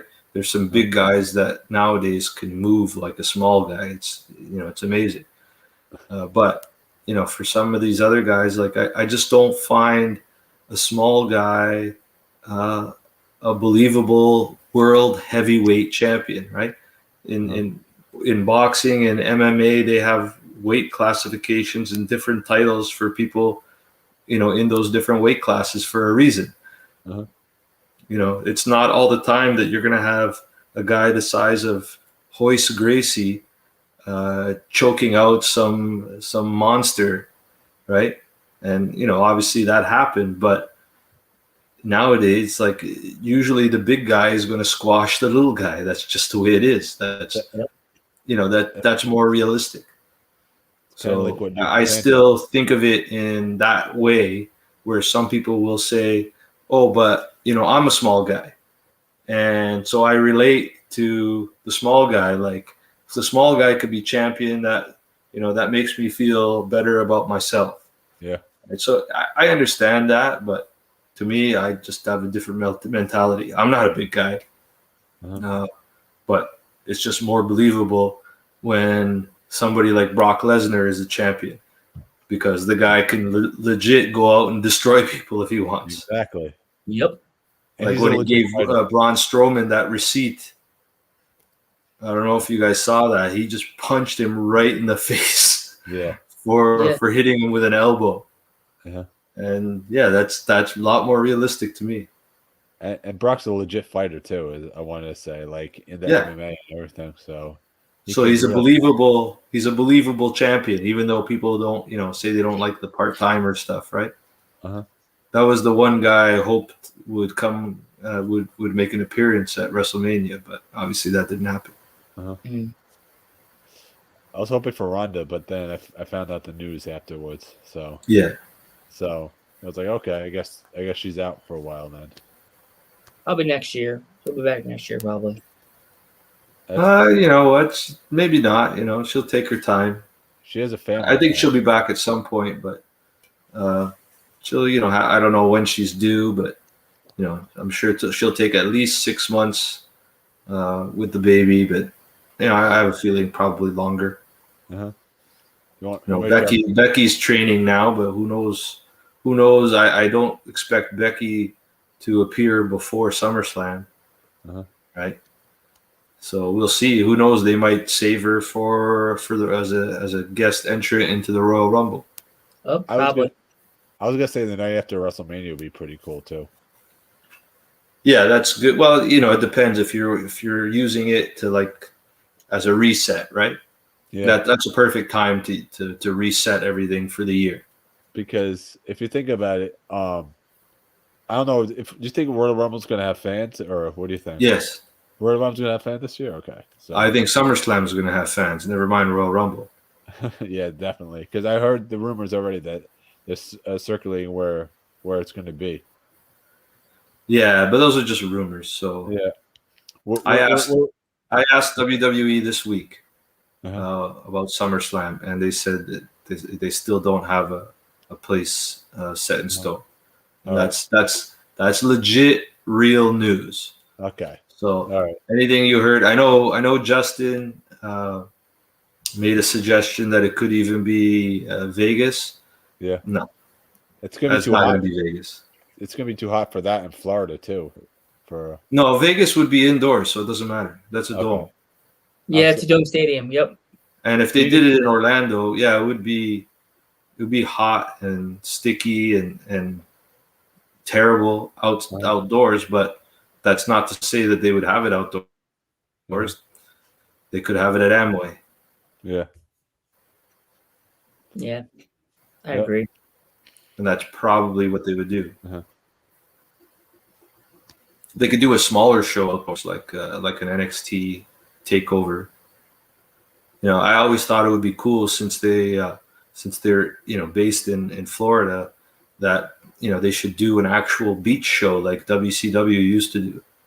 Yeah. Take them on the road to Daytona or something like that, and have a show there.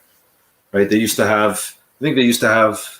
Did they have Hog Wild in Daytona? I know they had Sturgis They used to do still shows in Sturgis, but I don't know if they used to do Bike Week in Daytona too for a pay-per-view.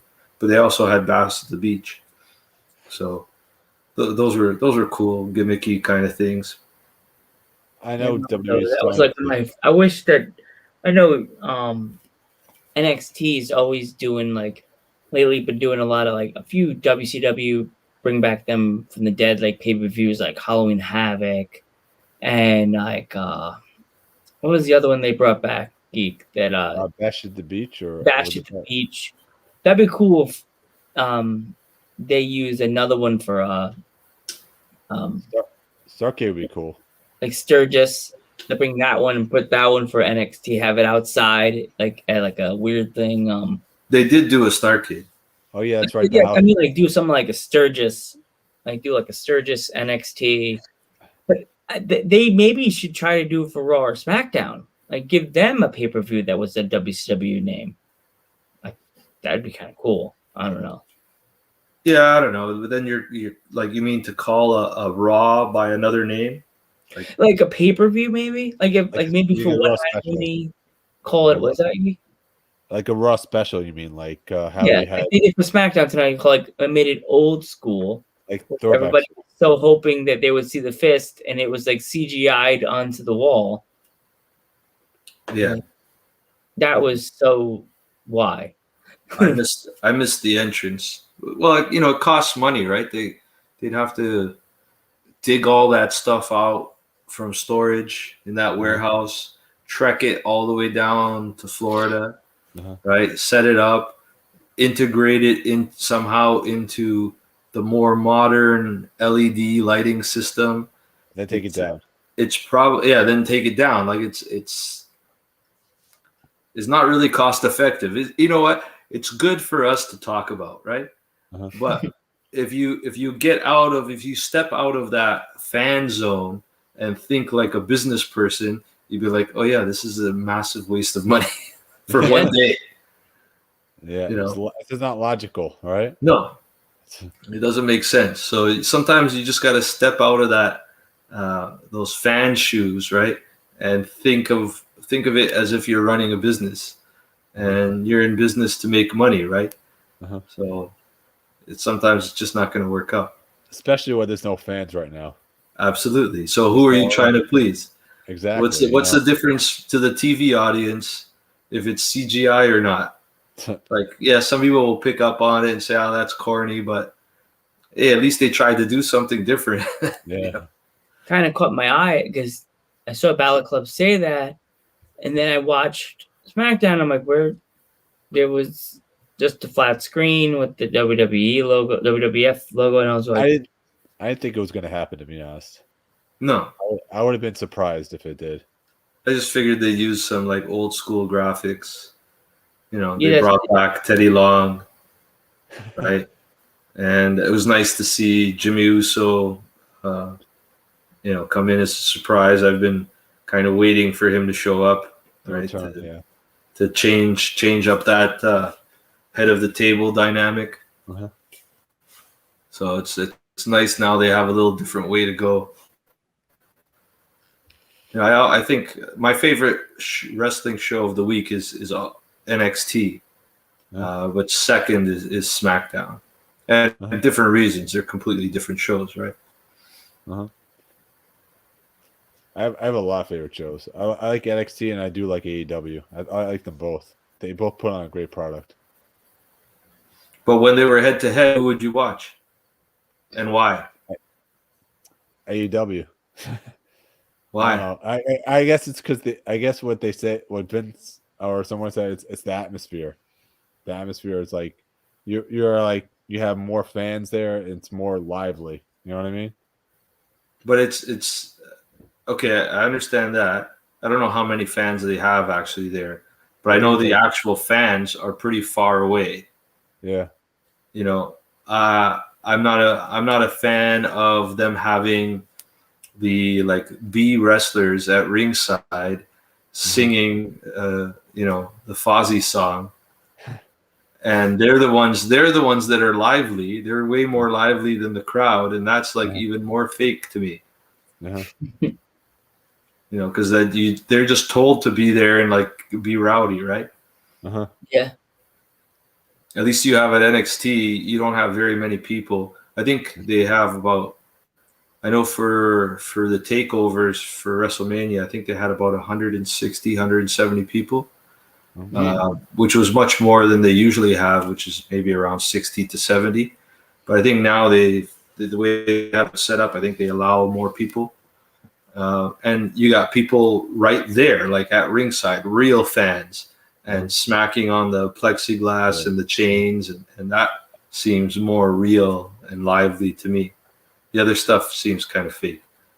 So to go to NXT, you have to be invited, or no, there's a website that you sign up to get ticket alerts. But because and you have to be in the Orlando area 2 days before to get a COVID test. Okay. AEW doesn't do any COVID testing, but WWE does, like, make sure that everybody gets a COVID test. So they like I couldn't go to any of the takeovers, even though I could have got tickets, because I wasn't there. I was only there the day of, right? So, and they have so few tickets that it sells out, and it's usually the regulars that get them. It sells out very quickly. Okay.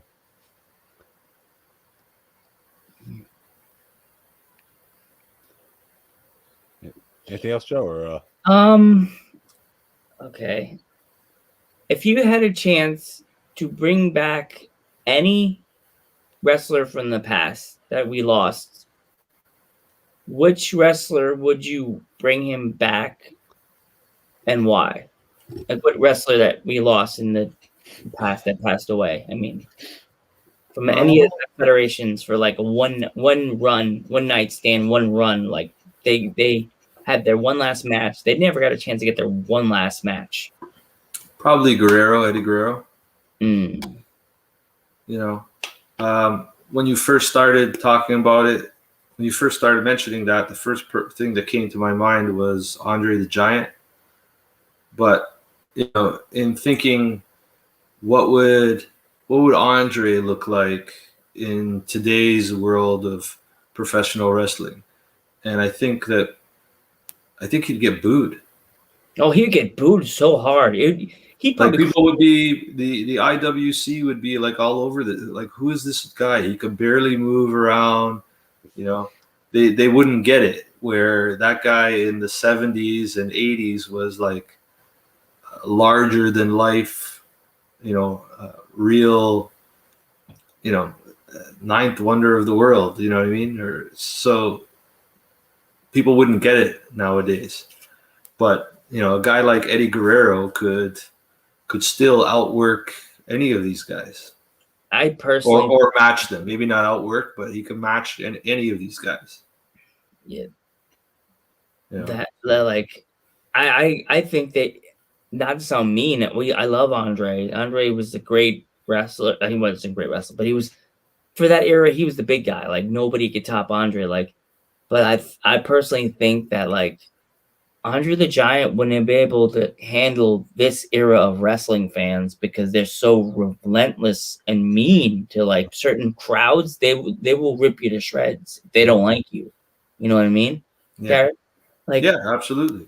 New York fans nowadays, Andre would probably storm out, probably all grab a microphone or storm out of the arena, because New York fans, they don't like what's going on. WrestleMania 20, that's all I got to say. WrestleMania 20,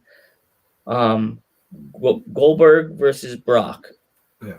Watch, if there's no evidence online, because WWE, it was hiding the sound of the boring, we want refunds.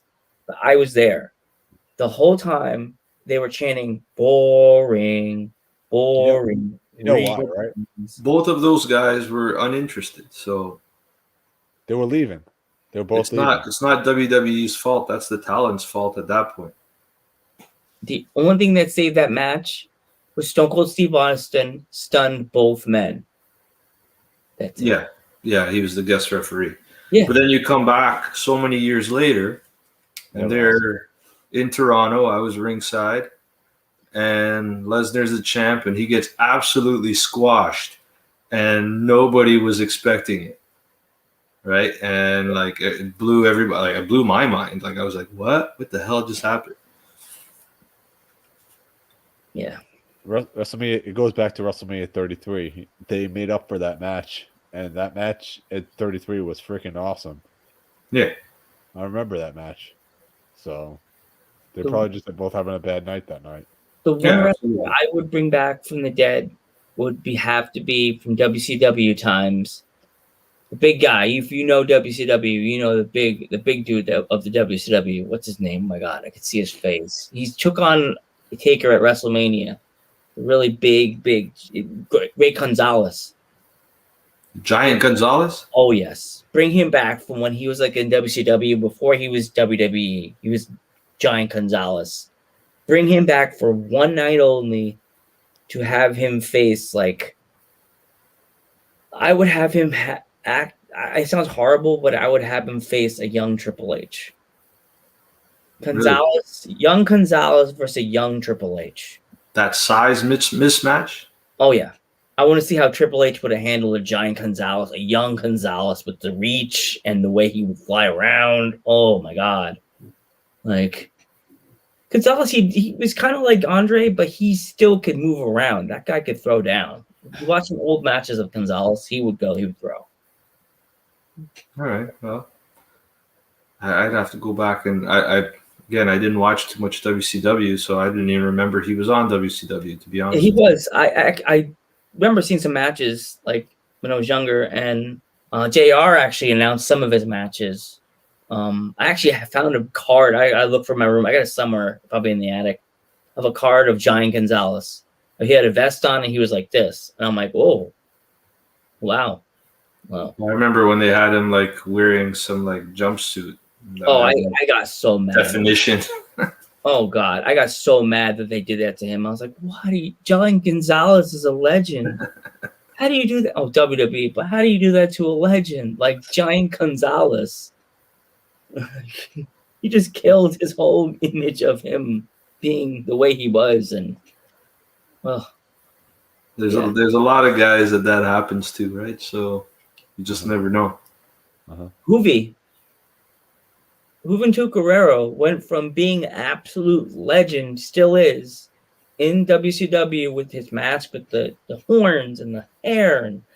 And he comes to WWE and they put him part of the Mexicals. Like, I'm going on my rant. Geek knows this. This is Joe Rants. Went from absolute Mexican gold. Like, gold. Gary, he was gold. Him and his cruiserweight with Ray and him versus Juice and Thunder Liger and matches against the Dragon, Ultimate Dragon, and you put him part of the Mexicals. He's like Mexican God. He's like Mexican Shawn Michaels. Like, yeah, see if you go back, and they had a lot of those guys on Thunder, right? They used to make a lot of those smaller guys wrestle on Thunder. Yeah. For that cruiserweight title. So it was an afterthought because, some of those guys were good, but they didn't draw money. They didn't draw ratings. Yeah. You know? And at the end of the day, these people are putting on a television show, and they check that, right? They could see every quarter hour what's drawing ratings. And just like when Mick Foley last week or earlier this week was sending out a tweet telling Vince McMahon to make an all women's wrestling show, I don't think that would work. Yes, they do have plenty of talent, but I just don't see that as a money making option. Just imagine if they had an all women's show touring every week to put on like a live show. How, and going to a 10,000 seat arena, how many nights would that sell out when you have like so much wrestling on during the week?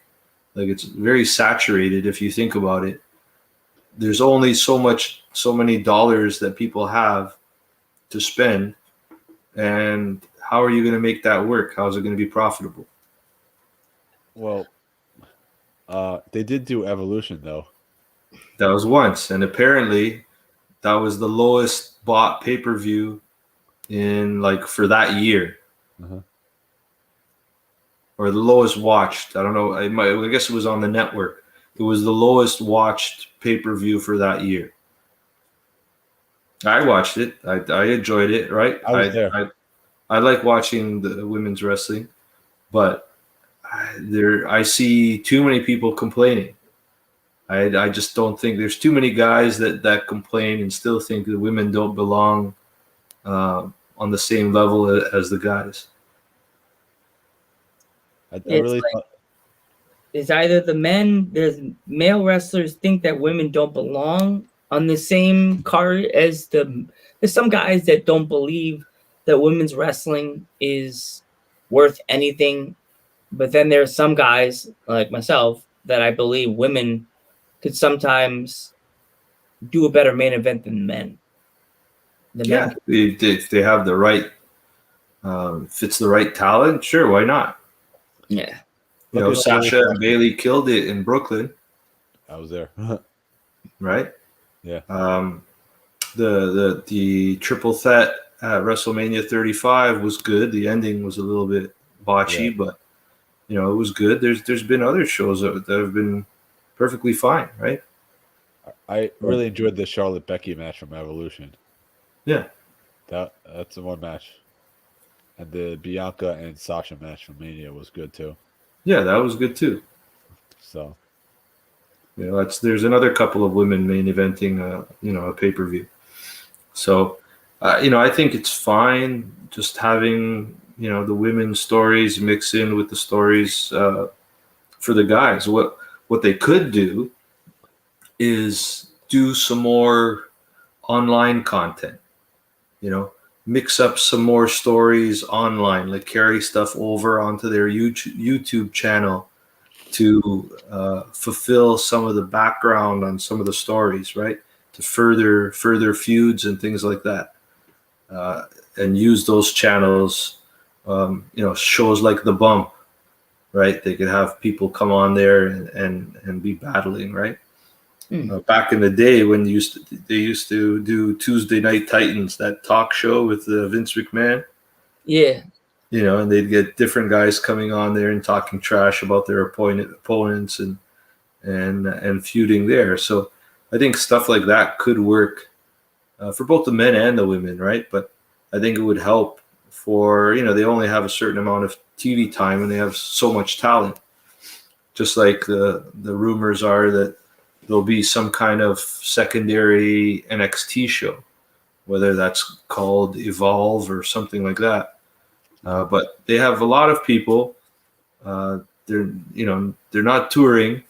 There's less opportunities for these people to get in front of a crowd and in front of TV because, let's face it, when you watch, especially in the early days of AEW, and it's still early days, but I mean like the early months, man, half of those guys that they picked up right off the indies don't know what it's like wrestling in front of a live TV camera. And it's very obvious, and so that's something that you have to practice. It's funny you say that because like 9 of the 10 of the times there's a camera at the show, but it's just recording for like a DVD that'll be sold like in 2 days. You know what I mean? They're not used to having a real live camera with the red light on top saying we're live right now. Yeah. So that takes practice. So they need more of that, but then they keep adding WWE guys onto their roster, right? And taking time from the guys that they said they were supposed, that was their mandate, right? To give a voice to the indie scene and stuff. Yeah, the younger talent, right? Yeah, and now they've completely gone back on what their whole premise was. Uh-huh. I mean, I still think they do a good job with Darby, though. Yeah, that kid's all right. And Jungle Boy, I think they're featuring him a lot. So I met him at an indie show in San Francisco after Rumble in Phoenix. I went over to San Francisco and he was on a show there, and I got a chance to talk to him backstage. John Morrison was headlining that indie show, and his wife was there too, Taya. There's good shows all across the country. Totally. There's so many shows that you can go to, and like, well, when there was crowds allowed at the shows, like, there's so many different shows. Like in Pennsylvania, where I live in, there's WXW. That's the Wild Samoans Federation. I get it where I live, even though it's over in Allentown, Pennsylvania. It comes on my TV, and I could tell you this. I guess they're not filming, so it's like I know it's a rerun because my dad's like, "Oh, the wrestling's on." I was like, "No, this is Saturday morning. It's the stuff I always say I watch." He's like, "Why is there a crowd?" I'm like, "This must be from last year, Dad, or 2 years ago." He's like, "Yeah, it's an active crowd. No one's got masks on." Yep, probably not filming. Yeah. Gary, when do you think NXT is going to come back, like to arenas? What do you mean, like when they were touring in Florida, or do you mean like an actual full traveling schedule? Before pandemic, like when they had Portland and all that stuff. Oh, for takeovers. Yeah, for takeovers and stuff. Oh, I think that's going to be. I think it's going to be, if not the third quarter of this year, then for sure the fourth quarter. Okay. So what I mean is like either the end of summer, beginning of fall, or end of fall, beginning of winter. I really think that's when they'll start, unless somehow numbers start spiking again and certain states shut down. But the states that are open are going to get concerts. They are going to get events, and they're going to get more stuff. I think with wrestling, they'll just because they have the performance center. I think they'll be cautious with the NXT more so than with Raw or SmackDown. All right, Geek. Do you want to cover anything else, or just want to? I got one. If Gary has to go, that's cool. It's up to him though. I'll stay as long as you guys will have me. Whatever. I'm good. So we'll talk wrestling, man. Trust me. Don't tell me that I'll talk till 2 a.m. Okay. All right. I do have to be up early tomorrow. Just let us know. Well, as I said, Gary, if you have to go, we'll punch out. You know what I mean? Well, okay, yeah, we could do this another day too, right down the line when you guys have time. If you want to check back in, because closer to SummerSlam or something. Oh, definitely, we'll do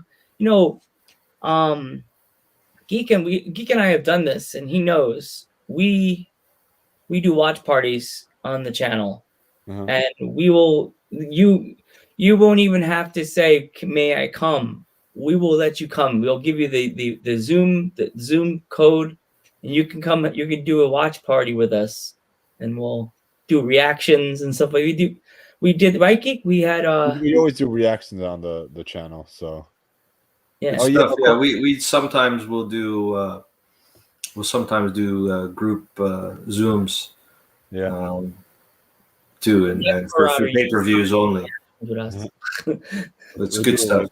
Yeah, we'll do live streams on the channel. We'll find a way, and we'll do a show on a Sunday, and we'll drop you the Zoom password, Zoom code, and you could do a fun reaction for SummerSlam with us. That'd be fun. Hopefully I'll be at SummerSlam. Oh yeah. If God willing, fingers crossed, we get the SummerSlam, and you guys should start considering, start saving your pennies and get your asses to Dallas. Oh Definitely. Because you don't want to miss that tailgate. And we usually have, like, we used to have the New Age Insiders podcast live at the tailgate, and who knows, that might be an option. Get different people, different podcasts going live from the tailgate, broadcasting, doing a pre-show in front of hundreds and hundreds of people, and it'd be wild. Hey, Lance, you could finally get that chant, dudes at ringside. The dudes at ringside chant. That's like Lance always Geek does that to me on a text message. We're like, I'll say something, and then he'll write dudes at ringside, clap, clap, clap, clap, clap. I'm like, it's gonna happen one day. We'll be at some show, and then the fans will see his shirts, and they'll start chanting at us. Either that or they'll boo us. Oh yeah. Well, me and Geek used to joke like, this Lance, we well, he's the heel, so we have imaginary fans following us, cheering me, some good guy, yay, Joe, Joe, Joe. And then Lance talks out, boo. I'm like, and then we started doing the podcast and looked at Lance. We were talking, and I said, Lance, now the fans are real. Now they can unfollow us and boo us in person and say we suck. Prepare for the whether they're booing you or cheering you, they're talking about you. So it's all good. Exactly. Right. Well, AK, one of us will get the tomato to the crotch. Yeah. One of us will get the Miz or the Morrison, oof, right to the crotch. Slow motion. I'm gonna get hit with tomato, and another guy will leave with a lady. Yeah, I guess I'll be the one leaving with the lady. Oh, shots fired. Shots fired. Tell them, do they call you Lance Romance for a reason? Don't tell the mod that. She's gonna go after you. You'll be sleeping on the couch. Oh, okay. I like the mod. The mod likes steak. Yeah. Steak and tacos. Steak and tacos. She's my new favorite. Uh-oh. Yeah. Don't worry. If we do go to SummerSlam, she'll be coming with me. So there you go. Yeah. Teamwork makes the dream work, baby. Yeah. We're both at Phoenix. If it's a SummerSlam that they're doing in a venue that I can go to, I do the SummerSlam, because the last SummerSlam I went to was a good one. It was The Rock versus Brock, the main event at NASA Coliseum. Well, the last one was 2019. Yeah, 2019. And before that, the only other one I went to was in 2004. Benoit against Orton. Oh, wow. Yeah, I was at the same one he was, but I also went to which one? The Fatal 4-Way match at Barclay. It was Brock, Roman, Joe, and Braun. Mm. That was a great match. I'm not a big Braun fan. No? Me neither. I think he's kind of, they're wasting his character. That running around the ring. Yeah. That stupid choo-choo train thing. Come on, Braun. I think, in my opinion, they should have put the belt on him when he was over. Like, way over. The night after SummerSlam. Yeah, I never really enjoyed him, so his wrestling or his character. I like sitting down talking to him. I'm sure he's a nice guy, though. You know? Yeah, he's okay. We sat down in Houston. We were doing shots of vodka. And Raquel Gonzalez too, but she doesn't drink. Oh, she doesn't drink? No, I bought her shots, and she's like, "Oh, I'm sorry, I don't drink." Ah. I'm like, "Oh, it's all right. More for me and Braun." Is she any relation to Gonzalez, like that Gonzalez, or just her last name is just Gonzalez? No, just a popular name. I would have sounded so horrible saying, "Are you related to Gonzalez?" Because that's me, old school brain. Immediately, last name, just go bloop. Yeah. Yeah. No assumptions. Just yes. No. Do you have a favorite band, Gary, or a band? Yeah, band, music, anything. No, not really. Okay, I'll put it this way: if AC/DC is coming to town, I'm going to watch AC/DC. Like anytime, I will fight somebody for AC/DC tickets. Kiss also. I've seen Kiss a bunch of times. It's just, might not be the best music all the time, but it's just really fun shows. And when Prince was alive, whenever he used to go anywhere, whenever he'd be in town, I'd go see Prince. Some in big venues and small venues. Sometimes I remember he was at this bar, this nightclub one night, and with his band, and they just completely jammed out, like just playing instruments. It's crazy. So yeah, those are three of my like can't miss. I've never seen Guns N' Roses, but I've seen them. I was supposed to go last year. That got canceled, and I think it's supposed to be rescheduled for later this month, but that's not happening. I heard Rammstein puts on a good show too. Sorry? Rammstein? You ever hear Rammstein? Yes, yeah. Right. I heard they put on good shows.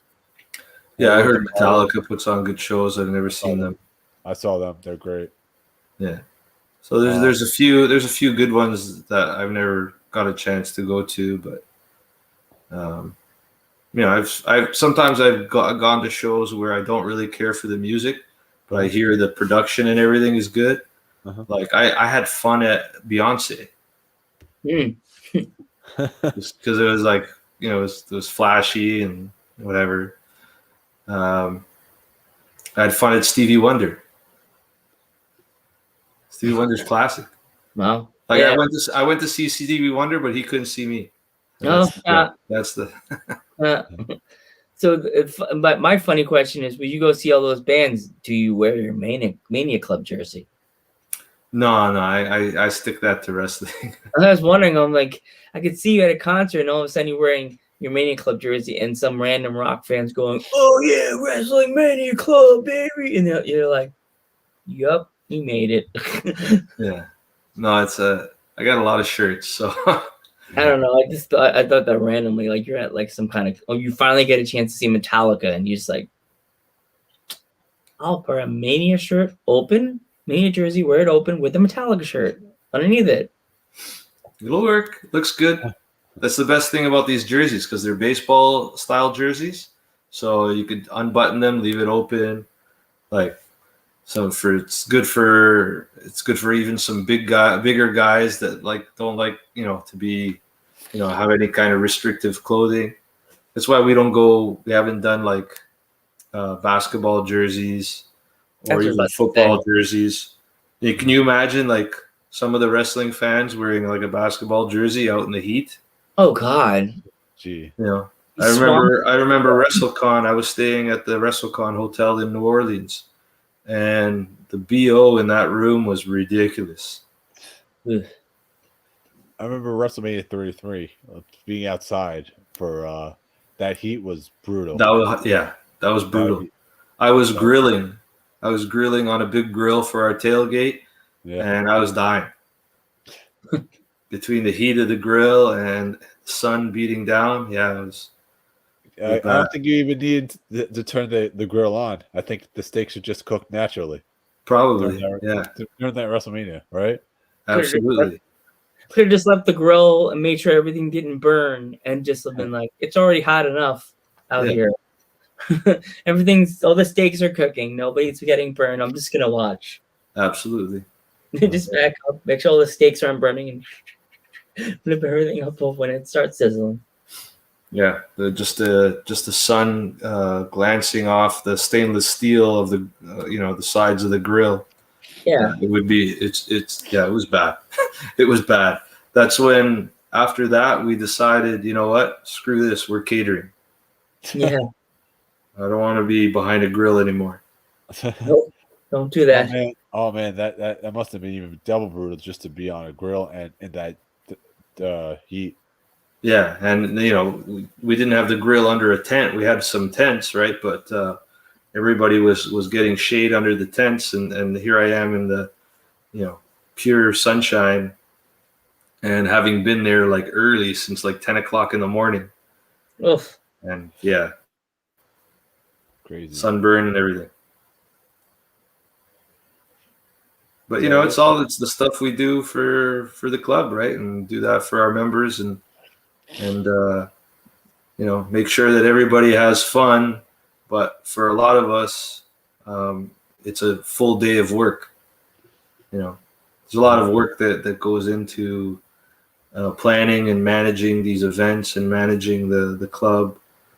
But we have a great staff, a great group of guys who really know what they're doing and can, you know, manage on their own and make good decisions. So we're not babysitting anybody.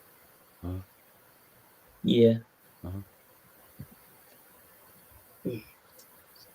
Joe? What was that? Sorry.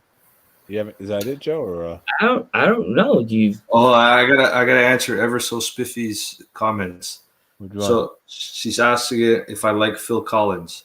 They just announced, I think just today, Phil Collins tickets went on sale. And I would go, but I don't know what the concert is going to be like. But I've seen him before at the Sky Dome where WrestleMania 6 and WrestleMania 19 were, or 18. A full Sky Dome, like 50,000 people. But it was Phil Collins and Genesis. I've never seen Phil Collins by himself. And that's what I was hoping to do, see Phil Collins at some point. But yeah, Phil Collins is great. Sometimes I'll have that in the car, on the car, blasting some of the tunes. I know you might have answered this before, but how is Canada, by the way, with the whole pandemic going on? It's terrible. It's terrible? Yeah, it's like we're locked down. Like nothing is open. You can't get a haircut. You can't, like if you go to, let's say, Walmart, you can buy groceries, but you can't buy anything else. Like everything else is shut down. Wow. You can't buy electronics. You can't buy clothing, appliances, any of that stuff you want to buy. You got to buy online. All the malls are closed. The movie theaters have been closed for a year. All the restaurants are closed, so it's only takeout or curbside pickup. It's bad. Like the government here has completely botched this. Yeah, we're kind of sort of reopening little by little. Like we're at like, was it 33%? I think. I think it's 33 right now. Right, where stuff's starting to slowly reopen. Movie theaters are still at limited capacity. We still have them. Malls are open, but you can't go in the stores because, like the Apple Store, we tried to go in the Apple Store and they said can't come in unless you have an appointment because they don't want so many people in the store. So it's online only. Well, that would be okay by appointment or even limited capacity in the stores. But like having the store just closed completely doesn't make any sense to me. No. Like you can go to the dentist here. Okay, you could go to the dentist. So obviously, if you're at the dentist, you're not wearing a mask. Yeah. Right. Yeah. Stands to reason. Yeah. So the dental hygienist is wearing like a mask and maybe a face shield to protect themselves. So if that's okay, why can't you go get a stupid haircut? You're wearing a mask. The person that's providing the service is wearing a mask or a face shield. Yeah, haircut. And cutting your hair. But that's not okay here. So salons have been closed for months. And these poor people are out of income. So it's like there's a lot of stuff that's just very hypocritical, very backwards. Yeah, very Costco much. can open, but like a small like a small clothing store can't open. Horrible. Yeah, like it's sad. Like we'll hear what like Canada's going on with you guys going over there. I'm just like, I heard right? Japan's on a fourth wave right now. So sorry? I heard Japan's on a fourth wave because they just shut down. Aren't they having the Olympics? I don't know anymore. I was talking with him about this on the show. If they're going to have the Olympics, because if they do, they might lose it. One of the wrestlers actually just came up with COVID. What who was it? You said that got COVID. Like Okada and was it Yo had COVID, so they had. Oh, they did. Yeah, so they canceled the whole May show. They postponed it. So the Wrestle Slam and the Tokyo Dome is not going to happen. For somebody said Dreamer's got COVID too. Tommy Dreamer. That's what Marauder was saying. Really? Yeah. Well, he's still doing Busted Open, right? I don't know. Well, all I know is both of us here, all three of us right now, wish Tommy Dreamer a speedy recovery. Yeah, absolutely. That's if he's feeling bad. He might have COVID and have no symptoms, right? So everybody's different. Yeah. He got real bad, it says. Oh, okay. But well, if that's the case, yeah. Speedy recovery to him. Yeah. We need him healthy and happy. We don't need Dreamer sick. No. It's horrible, you know? Yeah. Even my sister's a nurse on the front lines, and she's had so many, like, 1 week she called us and she was fine. The next week she called us tears. Like a few weeks later she called us like tears. Like if you saw your daughter crying like this, you'd be like, it's okay. Like, yeah. And we have some doctors and nurses in the club, and they didn't go to WrestleMania, even though they could have, because they just said it's too busy, and it sets a bad example for them to go, right? Yeah. So I respect that, so like everybody's got to do what they think is best for them. Yeah, 100%. Like, so Geek, anything else, or do you think we should just clock out? Whatever Gary wants to do. If Gary wants to clock out, he could clock out. We could talk another time. It's up to him. We could do a part two. We're running at 2 hours and 15 minutes or so. Yeah, it's been that's a long episode for somebody to sit through and watch on YouTube. So we'll wrap it up and do it again. I enjoyed it. Thanks for the invite. Thanks for helping me spread the word of Mania Club. Mm-hmm. Hopefully some of the people that are on the message board and other people that will watch this, sure. Share our message and maybe join us on Facebook or on Twitter and Instagram. And if you have a few extra dollars burning a hole in your pocket, please, by all means, yes, please, people donate at v.org/Mania Club and help make a difference. Yes, please. If you have a chance, just donate to them. It really helps. It really helps. Just drop a few dimes, as drop some money in the bucket and help them out. It's a good charity. It's a good cause. It's a good charity. You guys are doing a good thing. You do great things. Thank you. Appreciate it. It's awesome. I really like you guys do it. That's the other reason why I chose you guys to come on this episode, because I was like, Mania Club, they're good. They do the good deed. You guys really do the good deed. We try. Not everything works out perfect, but we do what we can. We try our best.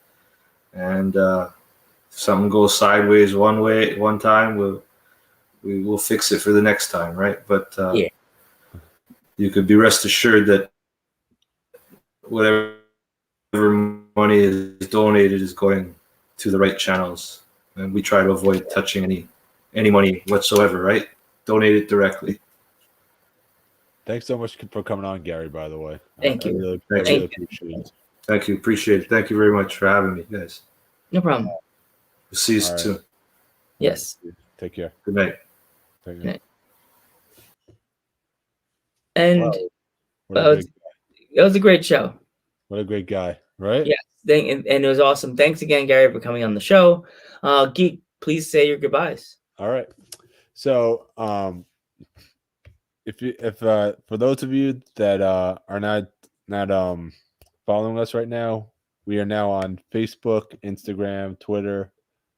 You could also and now I almost forgot to mention we are now on Spotify and Anchor. So please follow us on Spotify and Anchor. And you don't have to, but if it's up to you, it's like you enjoy the content, you don't have to. We still enjoy the free content. You don't have to, but we also have a donation page, streamlabs.com/dudes at ringside. So, Joe, anything else? Or as I say all the time, fans, I would like to thank my grandfather, Jose Quinones, my cousin, Pistol Pete Sanchez, and my uncle's godfather, Frank Martinez, the Blue Demon. Thank you so much for lighting the way for Latino wrestling. Good night, everybody.